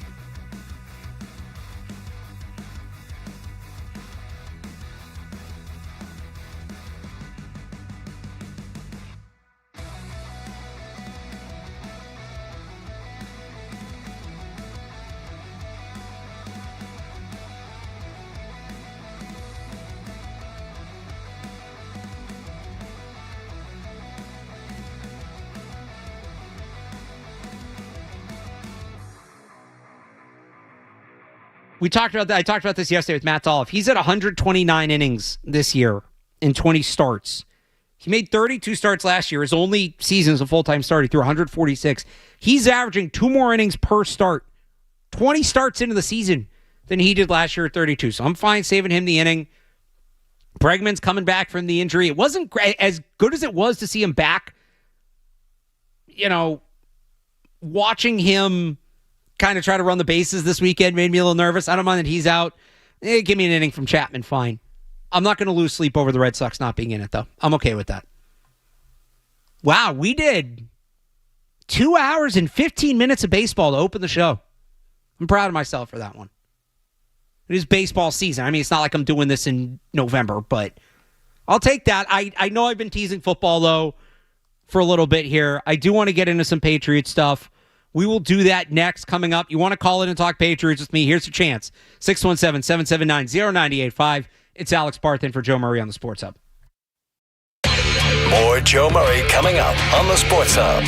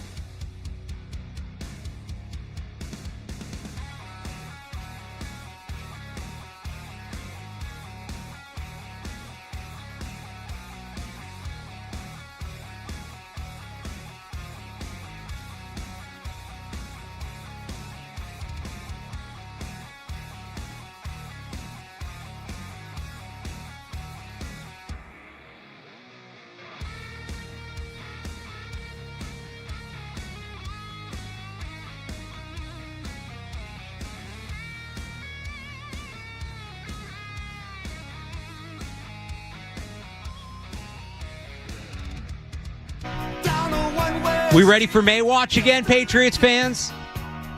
Week from Wednesday, we'll be back out there on those hills, overlooking the practice field behind Gillette Stadium.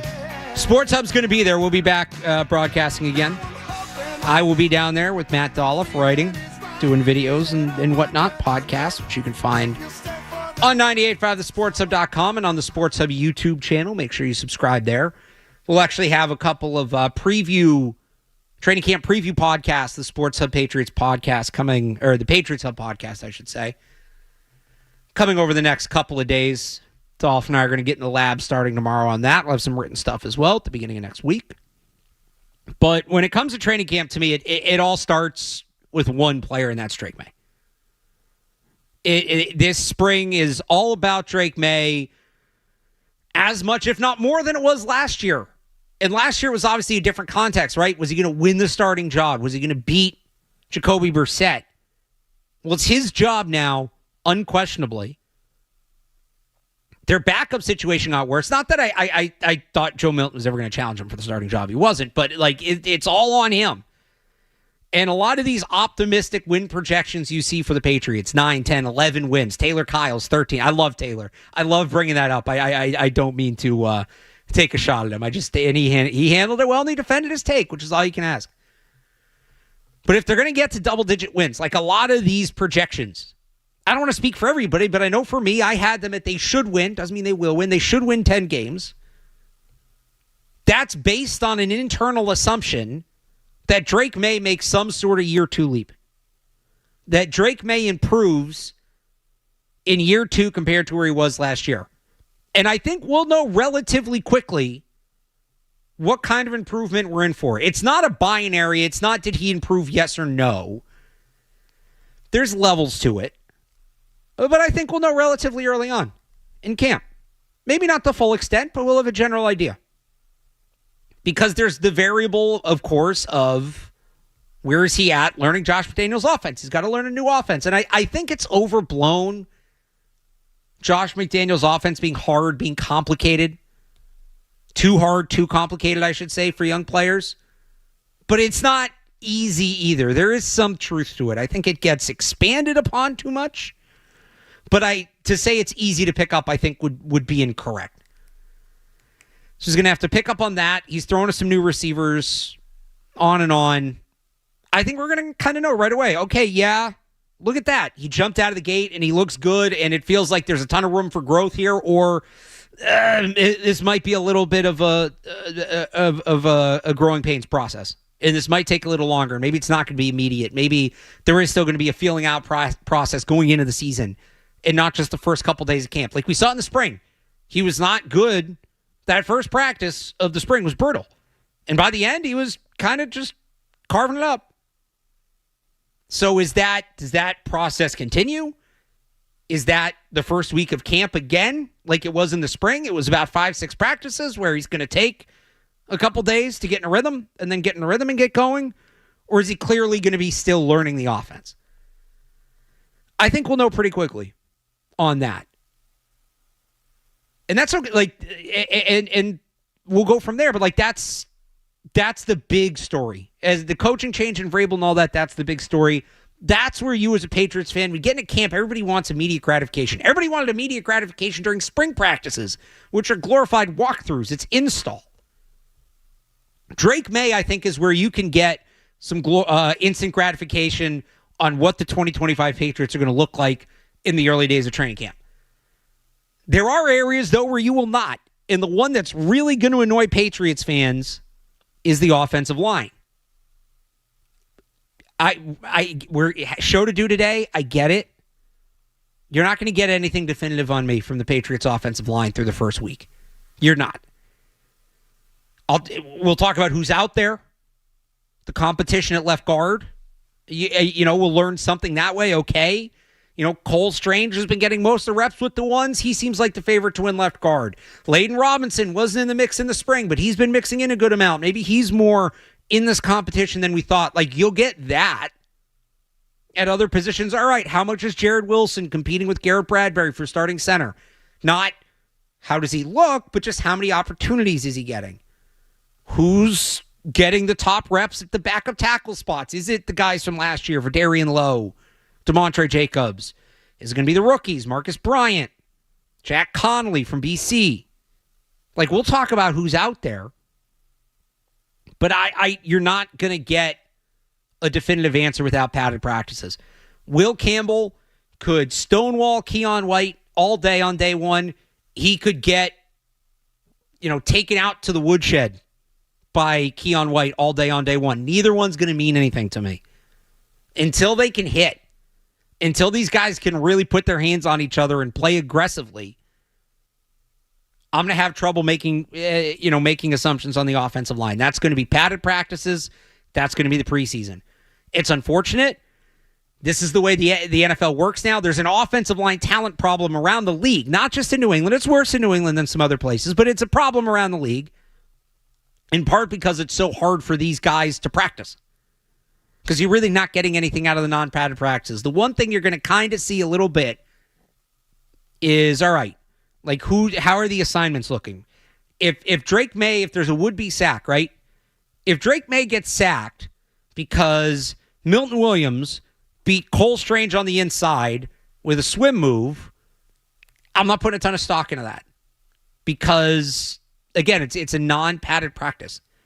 If Drake May gets sacked because Milton Williams broke through clean because Garrett Bradbury and Cole Strange both blocked the same guy, and it left Milton Williams, center goes left guard helps on the double, the right guard goes right.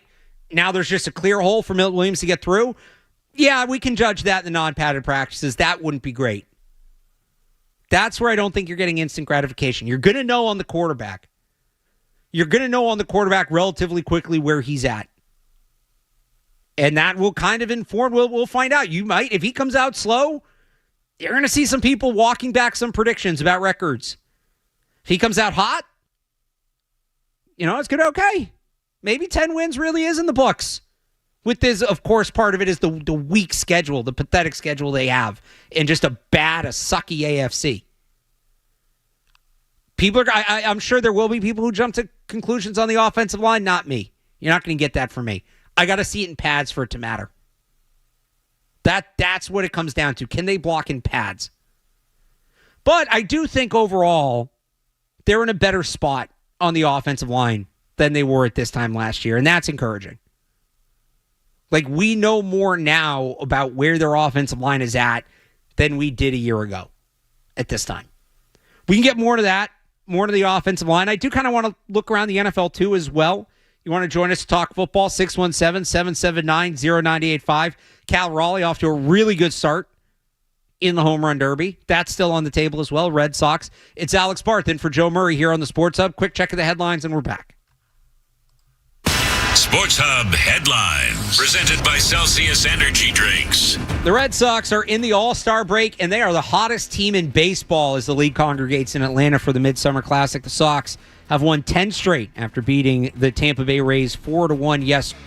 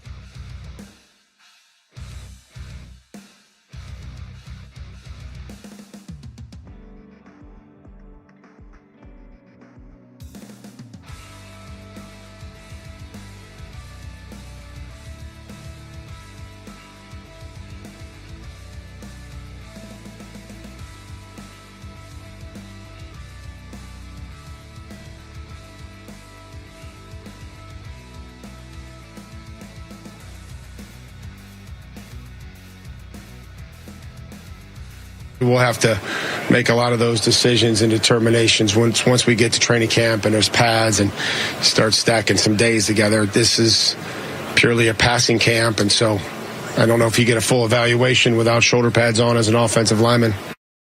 As I said in the last segment, I don't think you're going to get your answer on the offensive line right away. I just don't.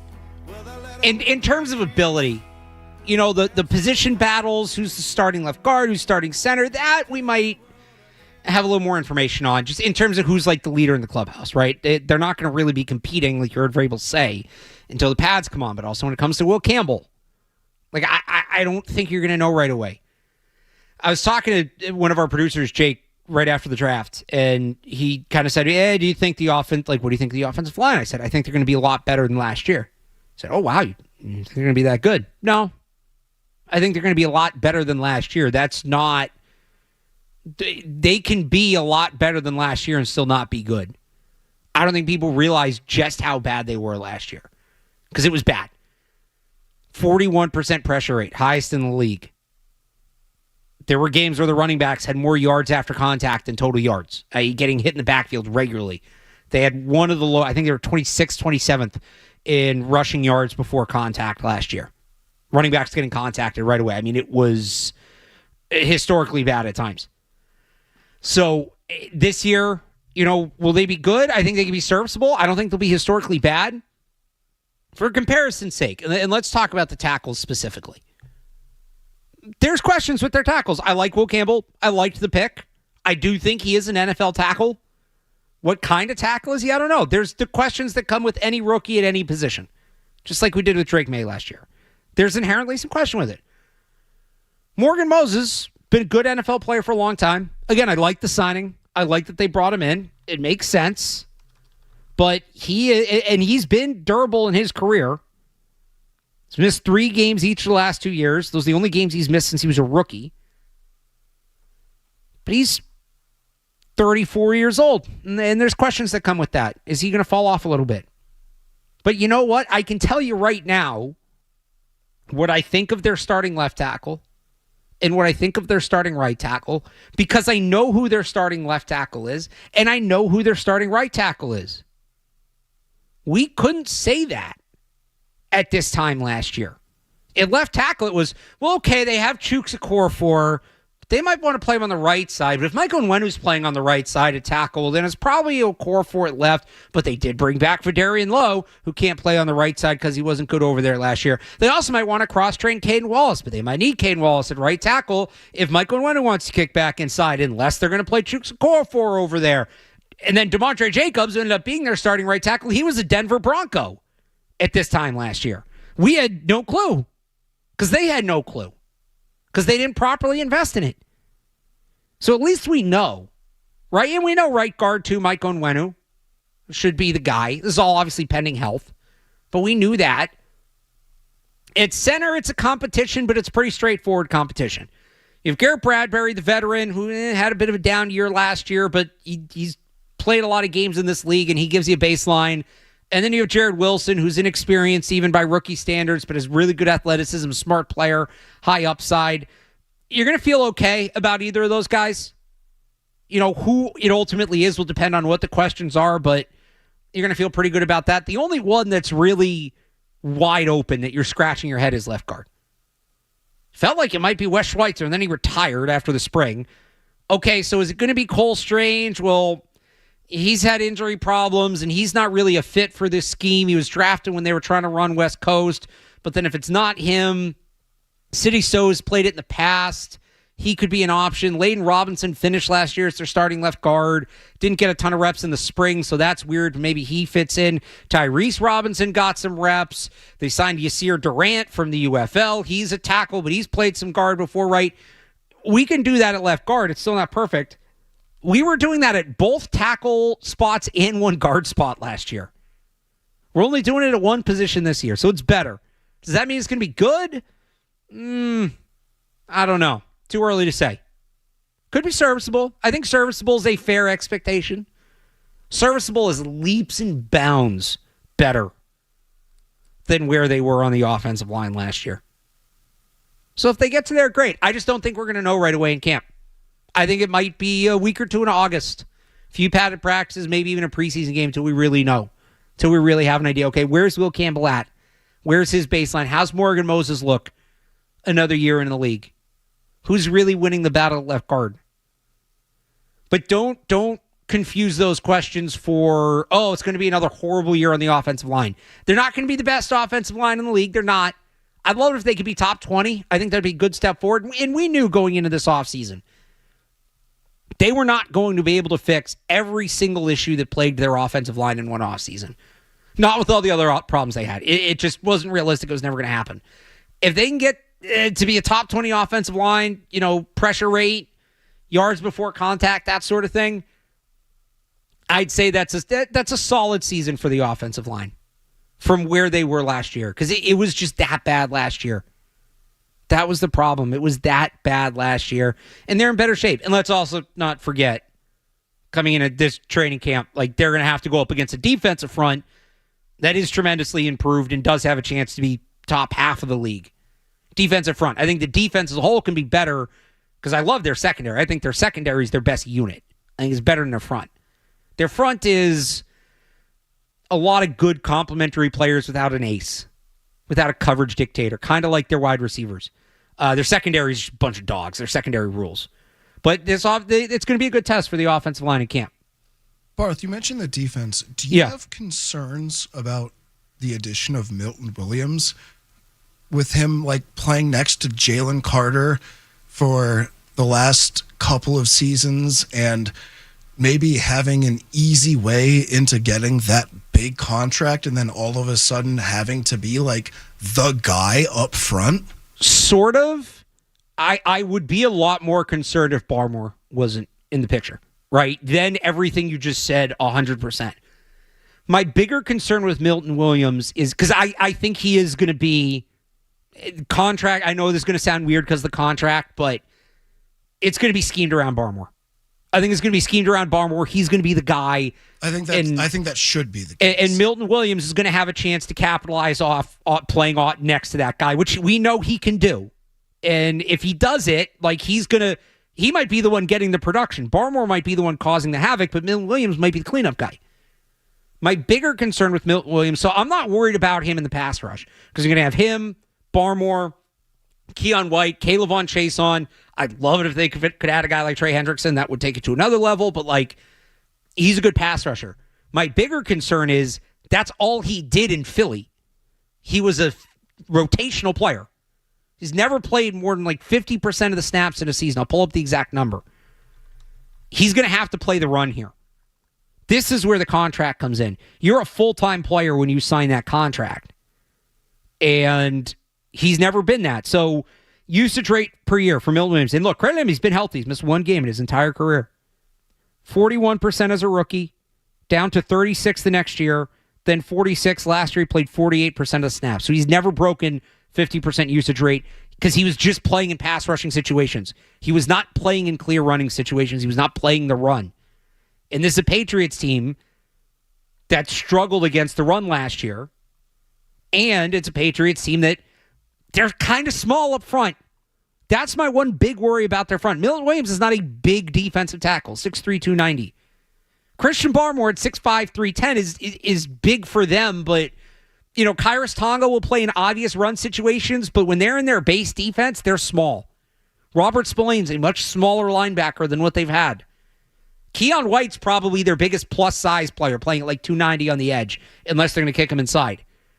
So that's where I worry more about Milton Williams. I don't worry about, was Jalen Carter covering him up and creating opportunities? Yeah, he probably was some. But I also think Milton Williams is a relatively talented pass rusher, and maybe it's not quite the production he had in Philly, but he'll be able to hold his own, and I think playing next to Barmore really helps. Again, I'd be worried if Barmore wasn't in the picture, but he is. The bigger concern for me is what is Milton Williams going to look like against the run, because if he can't play the run, now you're asking a lot more Christian Barmore. You're probably going to have to put Tonga on the field more, or you're not going to be able to play Kayvon Chase on as much. Or you're going to have to get bigger at linebacker. Maybe that means a bigger role for Jelani Tavai, and he can be attacked in the pass game. That's my bigger worry when it comes to Milton Williams. because Stenberg, you can speak to this better than me. Like it's not even that he wasn't good against the run in Philly. He was never on the field. They didn't use him for that, right? Well, that's because they just had such a deep rotation. Right, because they're freaks. It's an unbelievable defensive line. Jordan Davis is one of my favorite. Aaron talks about Jalen Carter. Jordan Davis is one of my favorite draft prospects I've ever studied. The dude's unbelievable. He's a unicorn. And he's the third best defensive tackle on the team. Yeah, and that was my only concern because I was like, oh, I'm stoked. Like, if Milton Williams isn't going to be on the Eagles, it's cool that he's here. I just hope that he can have the same level of production. It's just a matter of he's no longer next to the rest of those guys, and he's kind of been a rotational. He was a third-round draft pick. So I think, does he get to the same production? I think he'll be in the ballpark. But next to Barmore, he should have a good season and have a high upside. He had 5 sacks, 10 quarterbacks hits last year. Yeah, he could be in that ballpark. Barmore helps. This is why I'd love to see them pull off a trade for Trey Hendrickson. Or, I don't want to get too far ahead of myself, TJ Watt. Because their front, I think the overall talent's probably a little higher. But their front kind of reminds me of their wide receivers right now. In that you have a bunch of guys that are probably solid complementary pieces. Like, they're NFL players, and they can pull out a win here or there. But who's that guy when the other team sits down on Tuesday morning to plan for the week? All right, we can't do business as usual. We have to attack this guy. We got to change things. We got to be careful for him, right? They don't have that. Who's setting the coverage? Who's dictating the coverage? Who's dictating the blocking scheme? Like, to me, Barmore kind of reminds me, we can pair him 1-for-1. Barmore reminds me of Demario Douglas. Ton of potential. You've seen really high-level flashes, but just hasn't been consistent, mainly because of injuries. So there's a lot of upside. You like that, but we'll see where they go from there. Milton Williams, Stephon Diggs. Big free agent signing, but there's questions that come with it. Different kind of questions, but there's questions, right? Diggs is trying to get healthy. Kayvon Chason, Mac Hollins. Dependable veteran, going to give you a baseline, but not going to do much more than that. Harold Landry. Landry might be more Diggs, actually, than Milton Williams. Older player, not what he once was. He'll still give you something. You're hoping he can turn back the clock a little bit. Braden Swinson is Kyle Williams, the guy he drafted. You'll see what you get out of him. Like, it's similar. There's no that clear guy at the top of the depth chart. You hope it's either the veteran you want turning back the clock in Diggs and Landry, or the rookie in Kyle Williams and Braden Swinson. But I think there's some similarities there. But no, my bigger concern with Milton Williams isn't his pass rush production. I'm good in that sense. It's him playing the run. I go back to that game last year where the Jaguars just right up the gut. No respect for the Patriots run defense. You can't let that keep happening to you. You just can't. All right, we're going to hit a break. Musing's coming up next. Maybe we'll get back in. I have people tweeting at me about the division, Stenberg. So we might have to finish putting our divisions together. You want to call in to talk Patriots, 617-779-0985. It's Alex Barth in for Joe Murray on the Sports Hub. More Joe Murray coming up on the Sports Hub.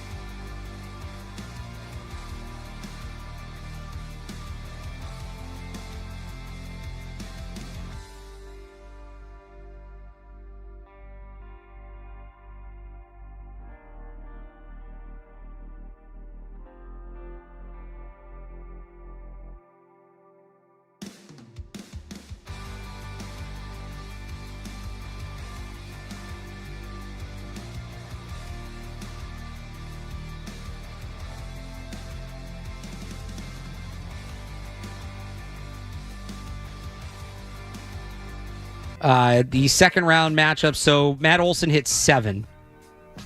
So he's out. Or no, he hit 15. He was 7th seed. He hit 15. So we have O'Neal Cruz and Cal Raleigh in one matchup. And Junior Caminero and Byron Buxton another. And they are actually in a swing-off right now. They both hit 7. So Caminero is now up in the bonus time to make the finals. All the people, by the way, Matt McCarthy, who bled me about this event taking too long. And we got to get rid of the outs. So it was a listed 8 o'clock start. Listed 8 o'clock. They don't start till like 8:25. Supposed to be done by 10. They're only in the second round. This is still taking forever. If it's going to take forever either way, at least give me my outs back. Again, I'll give you 7. Doesn't have to be 10. I'll give you 7. We can do 5 in the final. Up the pressure a little bit more. Because again, I don't care about the final. I care about the first round. I care about somebody pulling a Bobby Abreu or a Josh Hamilton in the first round and hitting like 25. I just realized musings aren't supposed to be about sports. Sorry. But this clearly bugs me. It's taking forever anyway. So, I think I was proven right tonight. Except for my James Wood pick. He got out early. We laughed at the intern Stenberg for picking Byron Buxton. And he hit, 2 guys tied for first, hit 21. He hit 20. So good job, Luke. I don't know if we laughed at him. Yeah, we kind of needled him a little bit for that one. I like to think I know ball. Well, he's got to get out of the second round here, too. So Caminero just hit 8 in the... He hit 8 or did he hit 1? I don't really understand how this blast off. Oh, no, he hit 8. Yeah, he advanced. Buxton hit 7. He hit 8. So Buxton's now out. But he got further than our guy. What a goofball picking Byron Buxton to win. So it's absolute idiot. It's going to be Caminero versus either Raleigh or Cruz. We want to update our picks. I'm all in on O'Neal Cruz now. Hit 600 feet, dude. No, I'll go Caminero. Stenberg? It's Cruz against who? Raleigh. Oh, yeah, I'll go Caminero. Cruz. Taking Cruz all the way. All right, so Cal Raleigh's going to win. Because none of us picked him. Yeah. He was the most popular pick. I know. I didn't want to pick him. Cruz and Raleigh is a really good matchup. I've complained about them having a bracket. I don't hate the bracket in the second round, actually. This isn't terrible. It can't be in the first round because I forget it was a couple years ago. The guy that hit the second most home runs didn't advance. You can't have that. Bracket in the second round is not bad. Cal Raleigh's warming up. Cal Raleigh just strikes me as a guy who's not trying to hit home runs, like when he's playing baseball. So, like in a home run derby, having to all of a sudden try to hit home runs, it just seemed like he would do well, but not win it. Well, that's always the thing that, like, don't they say that, yeah, you got to be careful with the home run derby because it screws up your swing. I remember one year Ortiz was having a great season, and then he was in the derby, and then he had, like, a rough couple weeks, and everybody blamed the derby. I don't believe in that. I don't believe it messes your swing up. After Judge won, he was awful. Well, Judge is also just anti-clutch and sucks in the second half of the season. Correct. Derby or no. So I'm not... Good point, but I think that those issues run a little deeper. It probably is a little bit of an adjustment, but a day or two max. That's like saying playing golf messes up your baseball swing and vice versa. There are people, I have heard that. I have heard people be like, yeah, well, I played baseball growing up, so I have a ceiling as a golfer because it's going to make my swing, I can only change so much about my swing or whatever. All right, we ran out the bed. Let's get a check of the headlines. We'll come back. I see you tweeting at me. We got to finish realigning the major leagues. We'll do that next. We're also going to do another in or out. Final hour here. You want to join us, 617-779-0985. Alex Barth in for Joe Murray on the Sports Hub.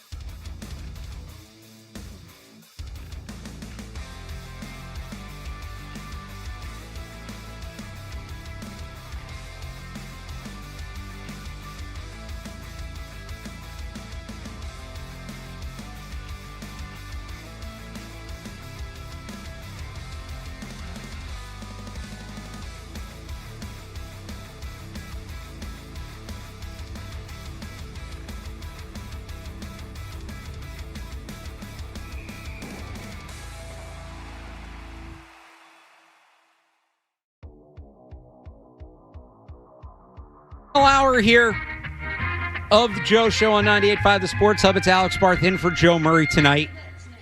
Matt Stenberg behind the glass. It's been a baseball-heavy show on the night of the Home Run Derby, heading into the All-Star break. The Red Sox are red hot. So we decided to heat check and be like, what if we just rearranged the entire league? The Rays got sold. That could be a sign they're finally going to move out of Tampa. There's been rumors for years that baseball could expand to 32 teams. Montreal, Nashville, New Orleans, somewhere in the Carolinas, Portland, Vancouver.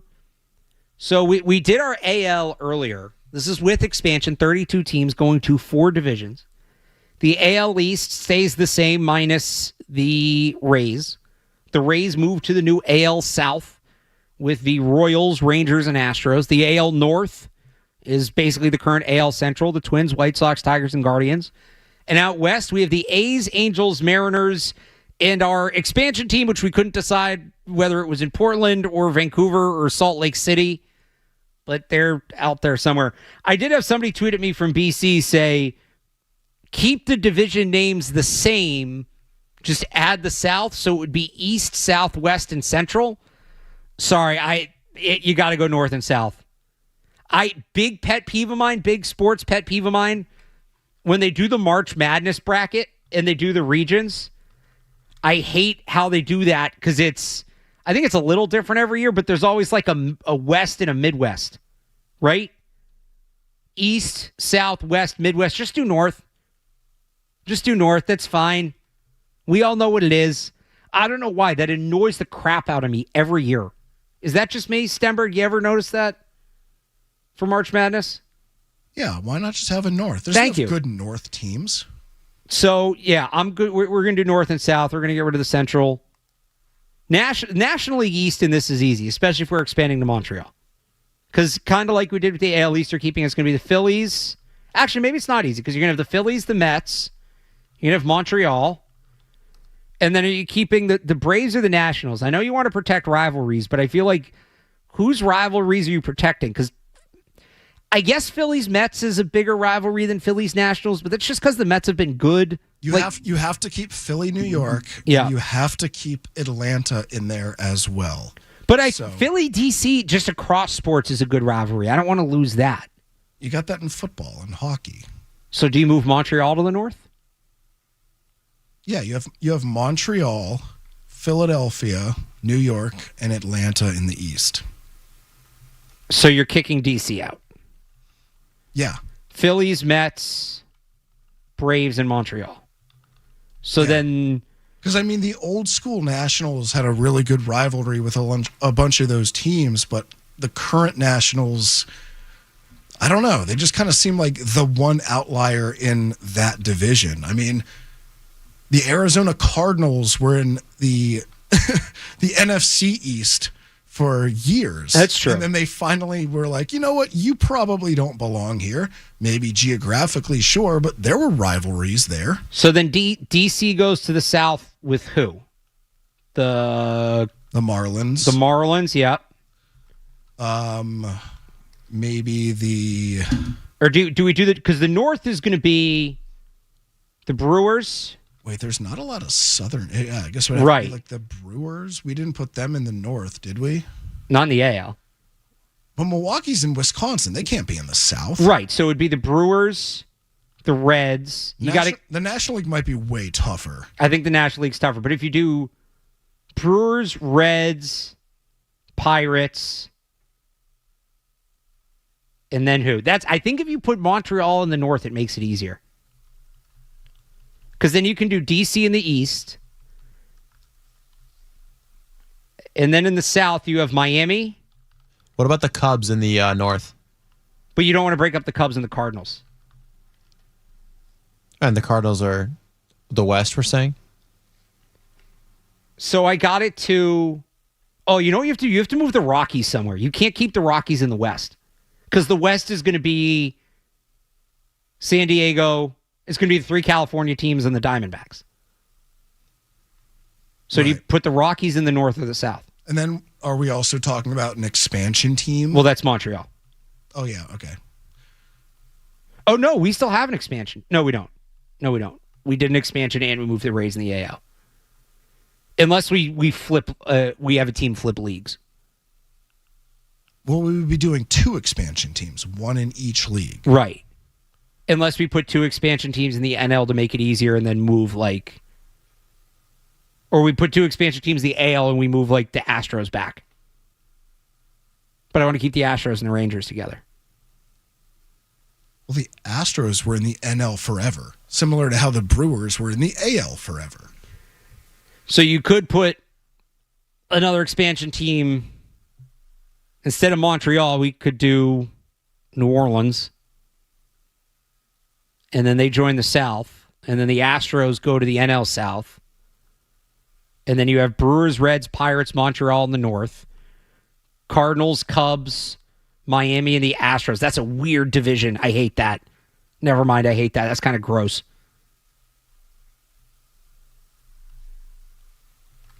Unless... I think realignment is always just a problem. Yeah. I mean, you've heard it in the headlines. The college football one's a complete and total mess right now. No, absolutely. The AO was so easy, too. We, cruised through that. Right. And then we realized that the NL doesn't really have a whole lot of geographical discrepancies. No, because it's all the original teams when they had to get around by train. You can't have a South in the NL. I mean, you could do Cardinals, Cubs, Miami, and DC, but that kind of feels Frankenstein monstered together. Right? I'm trying to think of NL teams that are actually just south of if you were to draw a latitudinal line from DC southward. See, so if you put the Braves. You would have the Braves, the Marlins. In California. And the Padres. The Dodgers. And the Dodgers. Diamondbacks? The Diamondbacks as well. But those are now you're more west than you are south. Right. And so that's why, as much as you want to keep Phillies Braves, I think the Braves have to go to the south. Hey, as much as the Phillies and the Pirates had a rivalry, they are not in the same division anymore. I guess it just kind of depends on what Major League Baseball wants. Because then you can do Cardinals, Cubs. Because the Pirates used to be in the same division as the Phillies up until 1994, I think. Because what you could I think that might have unlocked it. Because now what you have in the East, you have Phillies, Mets, DC, and Montreal. In the North, you have the Brewers, Reds, Pirates, and Rockies. That one's a little weird, admittedly. But you have the Brewers, Reds, Pirates, and Rockies. The South is the Cardinals, the Cubs, the Braves, and the Marlins. And then the West is the 3 California teams and the Diamondbacks. You know what? I think geographically that does make the most sense. The South is a little weird, the Cubs in the South, but also the Colts are in the South. In the NFL, it's kind of a similar thing. I mean, you don't have to call it the South. I mean, in the NHL, they have 3 different divisions, and they're all called something different. Right. I know it's East and West. No, so the conferences are East and West, and then it's the Atlantic, the Metropolitan, the Central, and the Pacific. But what I'm saying is, they don't have the same, terminology for their 3 represented divisions in each side. It's not like you have Northeast, Central, Southeast, Northwest, Central, Southwest. It's all different. Right. Yeah, you could do something like that. Yeah. All right. I think we did it. There you go. We just made baseball worse. 617. Oh, nobody makes baseball worse better than baseball. 617-779-0985. Coming back, there is one other football thing I want to get to. It relates to the draft and Travion Henderson. You may have seen this. The NFL is facing a real problem when it comes to its draft picks and its rookie contracts. We'll talk about that next. It's Alex Barth in for Joe Murray on the Sports Hub. Don't go anywhere. There's more Joe Murray. On the way on 98.5 The Sports Hub. Clogged drain never happens at a good time. John Sewer and Drain Cleaning with over 50 technicians on the road at locations in Woburn and Norwood can be at your location fast. Call John Sewer on call 24/7 since 1976. Visit johnsewer.com. Cancer has a mortal enemy, Dana-Farber. For nearly 80 years, Dana-Farber's advanced discoveries have helped people everywhere get their life back. because nothing is as effective against cancer as breakthrough after breakthrough after breakthrough. If your world is touched by cancer, Dana-Farber is Boston's cancer specialist. Learn more at danafarber.org. Visit the 99 restaurant Monday through Wednesday for their newest big deal meal, the crispy fried twin catch with North Atlantic cod and crispy shrimp. Just $14.99 every Monday through Wednesday. You gotta love the Nines. Installing a mailbox, planting a tree, or planning other yard work? Don't dig yourself into trouble. Click digsafe.com or call 811 first to prevent damage to buried utility lines. It's smart, it's free, it's the law. Click digsafe.com or call 811. Hey, it's Hardy, and let me tell you, whenever I need tires, there's only one place I think of, there's only one place I go, Town Fair Tire. When I needed tires for my truck, I went to Town Fair Tire. When I needed one new tire in my truck, I went to Town Fair Tire. When my daughter needed tires on her car, Town Fair Tire. I know them, they know me, and I know that they're New England's largest independent name brand tire dealer, so they offer unbeatable selection at prices that can't be beat. So listen, when it's time for your new tires, remember, nobody beats a Town Fair Tire deal, and I mean nobody. Hey, it's Felger here, and look, the warm weather's here, and sports season is officially back on. Golf, tennis, hiking, and of course, pickleball. Yeah, pickleball. It's everywhere. And you know what else is everywhere? Injuries. Achilles strains, plantar fasciitis, blown out knees, torn up shoulders. Honestly, it's like half the city forgot they weren't 25 anymore. But here's the good news. Dr. Franke of Boston Prolotherapy is your ticket back to action. Forget surgery and months of downtime. Dr. Franke has helped countless patients recover faster. Weeks instead of months. And yes, I know you're going to stretch, you're going to warm up, you're going to cool down, but we both know injuries are still going to happen. So when the inevitable does strike, don't tough it out on the sidelines. Call Boston Prolotherapy for a complimentary phone consultation personally with the doc himself. Get stable, get strong, and get back to your sport faster. Call 1-833-GO-PROLO. That's 1-833-GO-PROLO or visit bostonprolotherapy.com. Maz here from Window Nation, and now you can get 50% off all window styles, plus no interest until 2030. Stop procrastinating on upgrading your home. Call 866-90-NATION or visit windownation.com to take advantage of Window Nation's best deal of the year. Some things can steal your sunshine. Ugh, I just got my hair done. Sorry, the cooler's broken. Anyone see my flip-flops? Anyone? But COVID-19 can steal a lot more. I just took a COVID test. Ugh. Prescription medications for COVID exist. If you test positive this summer, ask your doctor if they're right for you. Visit PfizerForAll.com/COVID-19 to learn more. Sponsored by Pfizer. You hear that? That's Mike sleeping soundly on a Sunday night. That's because Mike was smart this time. He took ZQL Ultra to fall asleep fast, stay asleep longer, and get the deeply restorative sleep he needs. So now he wakes up refreshed and ready to conquer Mondays. Let's do this Monday. ZQL Ultra. Not for colds, just for sleep. Really great sleep. Use as directed. Keep out of reach of children. Roadnizer Home Services is offering simple, stress-free financing for AC systems. Call Roadnizer to learn more about financing options or at roadnizer.com. Nice people, great service since 1928. Everybody knows Joe. Just keeps getting better. Joe Murray on 98.5 The Sports Hub.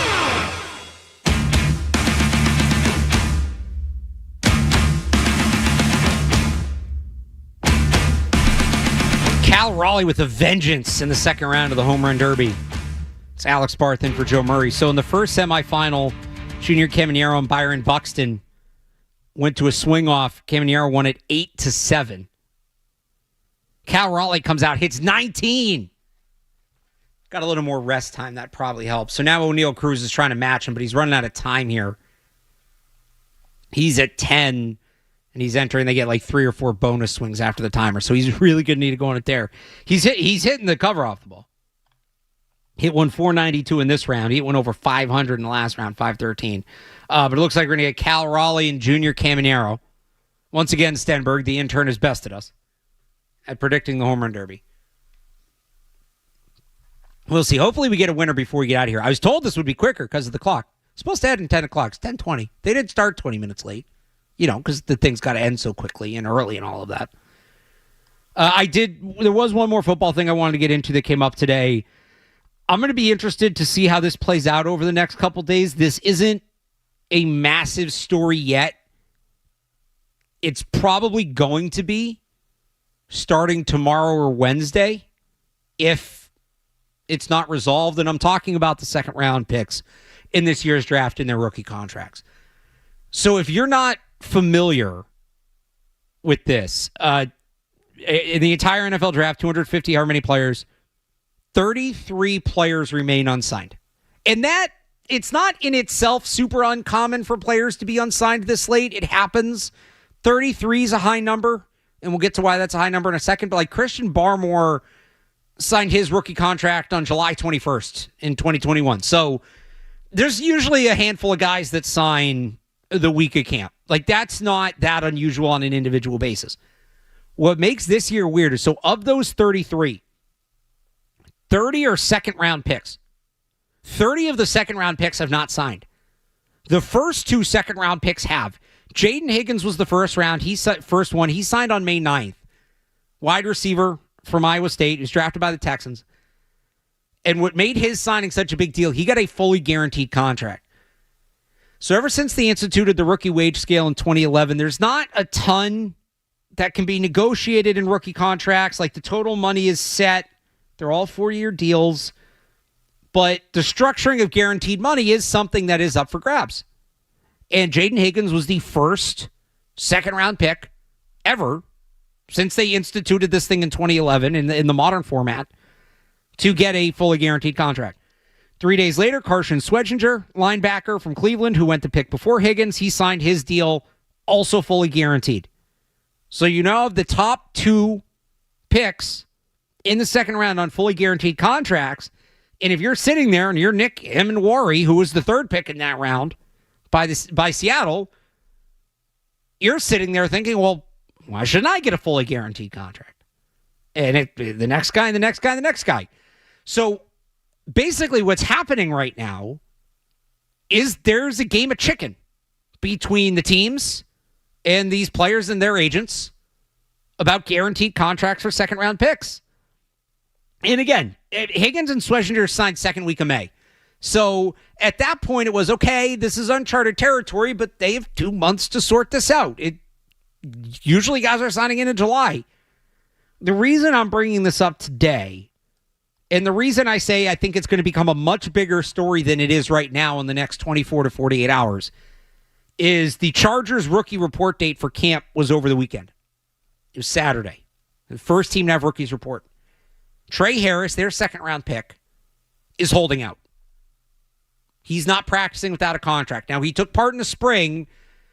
NFL players, rookies, if you've ever wondered how guys participate in spring practice without their rookie contracts being signed, because that does happen semi-regularly. It happened with a couple Patriots players this year. I don't think Will Campbell signed his contract till later in the spring.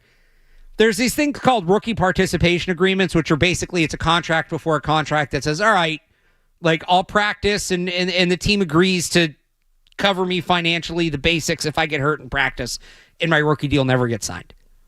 And they're a little different team to team. This is actually part of the reason Shamar Stewart is holding out. He's a first-round pick. That's a little different because first-round picks regularly get fully guaranteed money now, but he couldn't even come to terms on the contract before the contract. The whole thing's a mess in Cincinnati. But usually those don't apply in a training camp. Those are for OTAs and minicamp. So Trey Harris is holding out. There's another round of teams. Nobody had their report date today, oddly enough. There's another round of teams that will have their first report date tomorrow. 6 teams tomorrow, and then another 2 on Wednesday. So you might start to see more of these second-round holdouts. The Patriots report date is not until Saturday. So they have a little more time with Travion Henderson. But it's the clock's run out on getting this solved without it becoming a bigger issue. And what I think is happening, look, I think the rookie wage scale was a good idea. Rookie contracts at the time were enormous and unwieldy, and something had to be done. The they may have kind of hit the limit that the current rookie wage scale system can get them to. Because now you're going to have guys in the third round wanting guaranteed contracts. And eventually this might just push the NFL to fully guaranteed contracts, which is going to happen eventually. But this is going to be a thing now. And long-term, how it gets sorted out is probably a change in the CBA. In the short term, where's the breaking point? So you look at it, Nick Eamon is probably going to get a fully guaranteed contract. Unless the Seahawks really want to dig their heels in, he probably has more leverage at this point. So you go to the 4th pick in the second round. That's Quinshon Judkins. Quinshon Judkins could be the point. So just starting off, I understand he was in the news this weekend. I'll add that in a second. Even before that, okay, he's a running back. Running back has been devalued for better or worse in the NFL. That could be where you draw the line. But he can also say, because he got drafted by the Browns, Carson Schwarzenegger went 3 picks before me. Linebacker's also been devalued. You gave him a fully guaranteed contract. Why not me? And for the Patriots, that would be one to watch because, you know, if Judkins doesn't get a fully guaranteed contract, Henderson now has no leverage as a running back that went 2 picks later. Now, the thing that complicates that is Judkins' legal situation. He was arrested over the weekend for, I want to say it was a battery charge, I believe, off the top of my head. I believe it was a battery charge. I'd have to double check that. Here it is. I think it was battery and domestic violence. Misdemeanor, domestic violence, and battery in Fort Lauderdale. So, you know, Henderson can go, well, he didn't get a fully guaranteed contract because there's a legal issue. I'm of good standing. I haven't been arrested. Where's my fully guaranteed contract? Especially if Jonas Avanaia in between them gets a fully guaranteed deal. So when this comes up, it's not the Patriots refusing to pay TreVeyon Henderson. It's a bigger issue with the league refusing to give players guaranteed contracts as a whole. Until Eamon, Judkins, and Savanaia sign, it makes sense for the Patriots to wait. And it could go beyond the Patriots. Like another one that's a tell, pick 40. So this is the 8th pick of the second round, is Tyler Shuck, quarterback from Louisville, who got drafted by the Saints. Kind of rare that you're penciling in a second-round pick, especially a guy like Tyler Shuck, who's like 26 years old. Played for 3 different schools. He was in college with Joe Burrow. You're not usually penciling that guy in as a week 1 starter. The Saints quarterback situation is a complete mess. That could happen. And if Shuck knows that, he might go to the Saints and say, I don't care what the guys above me get. I don't care what TreVeyon Henderson gets. I don't care what Jonas Avanaia gets. I'm a quarterback. I could be a starting quarterback. I want a fully guaranteed contract. So if he does that, now all the guys above him are going to say, well, pick 40. I'm pick 36, 37, 38. Where's my money? So Shuck's definitely a breaking point for this at pick 40. Judkins as it relates to the Patriots. And now pick 55. Trey Harris. I didn't think it was going to get that far. People had used pick 50 as kind of a cutoff, which I thought was weird because it's sort of just random. All right, so the 50th pick gets a fully guaranteed contract. Elijah Arroyo does. Nick Scorton, who I actually think is a better player and was ranked higher in the draft, who went in pre-draft process, who went 51st, he doesn't. Playing a more valuable position, pass rusher versus tight end. But I didn't think it was going to get to 55, the 23rd pick of the round. But if Trey Harris is holding out, that means he expects a fully guaranteed contract. That puts all the guys in that range, in the conversation. Now, some might have a harder time than others. Again, Quinshon Judkins, his arrest is going to complicate things. Benjamin Morrison was supposed to be a first-round pick, fell. He apparently has a significant knee injury. He's probably not going to get fully guaranteed money. Neither will Will Johnson, similar thing. Projected first-round corner fell due to injury. You know, those guys probably aren't going to get fully guaranteed, but the players around them might say, well, that guy was hurt. I'm not. Even though I went a pick or 2 later, I still deserve a fully guaranteed contract.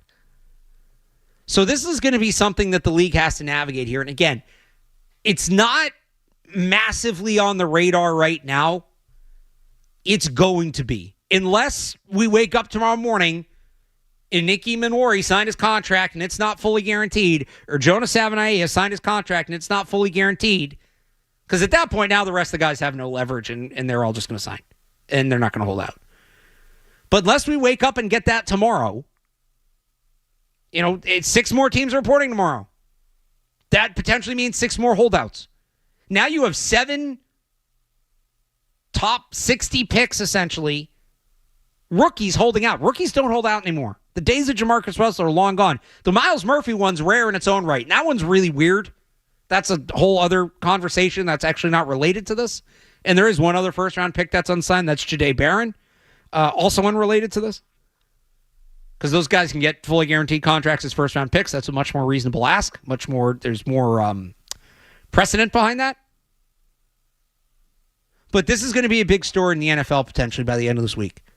That you could have the majority, if not all but 2, of the second-round picks holding out. So it's something to watch. And the Patriots are involved, obviously. Travion Henderson, one of the higher picks. He's somebody that's probably more realistic than not to get that fully guaranteed contract. I don't think it's a guarantee. The Judkins angle is fascinating. I'm excited. I'm going to be on Thursday with Felger and Maz. I'm excited to bring this up with them because it is a little minutiae for Felger, but it's the contract stuff and the league being cheap, and I'm curious to hear his thoughts. But those are mine. I have some more actually on 985thesportshub.com. I wrote about this morning if you want to check that out. Since you guys held on with me doing a bunch of nerdy contract talk, we have a special treat for you. We're going to do a second in or out. Stenberg was hard at work finding these this afternoon. I want to make sure they all get used. Quick check of the headlines. We come back, in or out 2.0. Coming up right after these words. Sports Hub Headlines. Presented by Celsius Energy Drinks. All right. The All-Star break is underway, and the Red Sox are on a 10-game winning streak. Hottest team in baseball going into the break after beating the Rays 4-1 yesterday.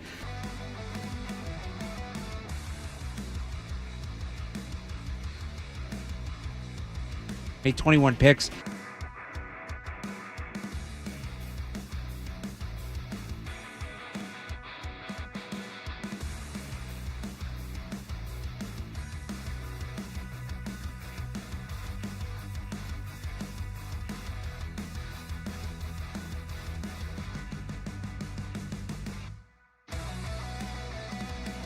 For $1.7 billion.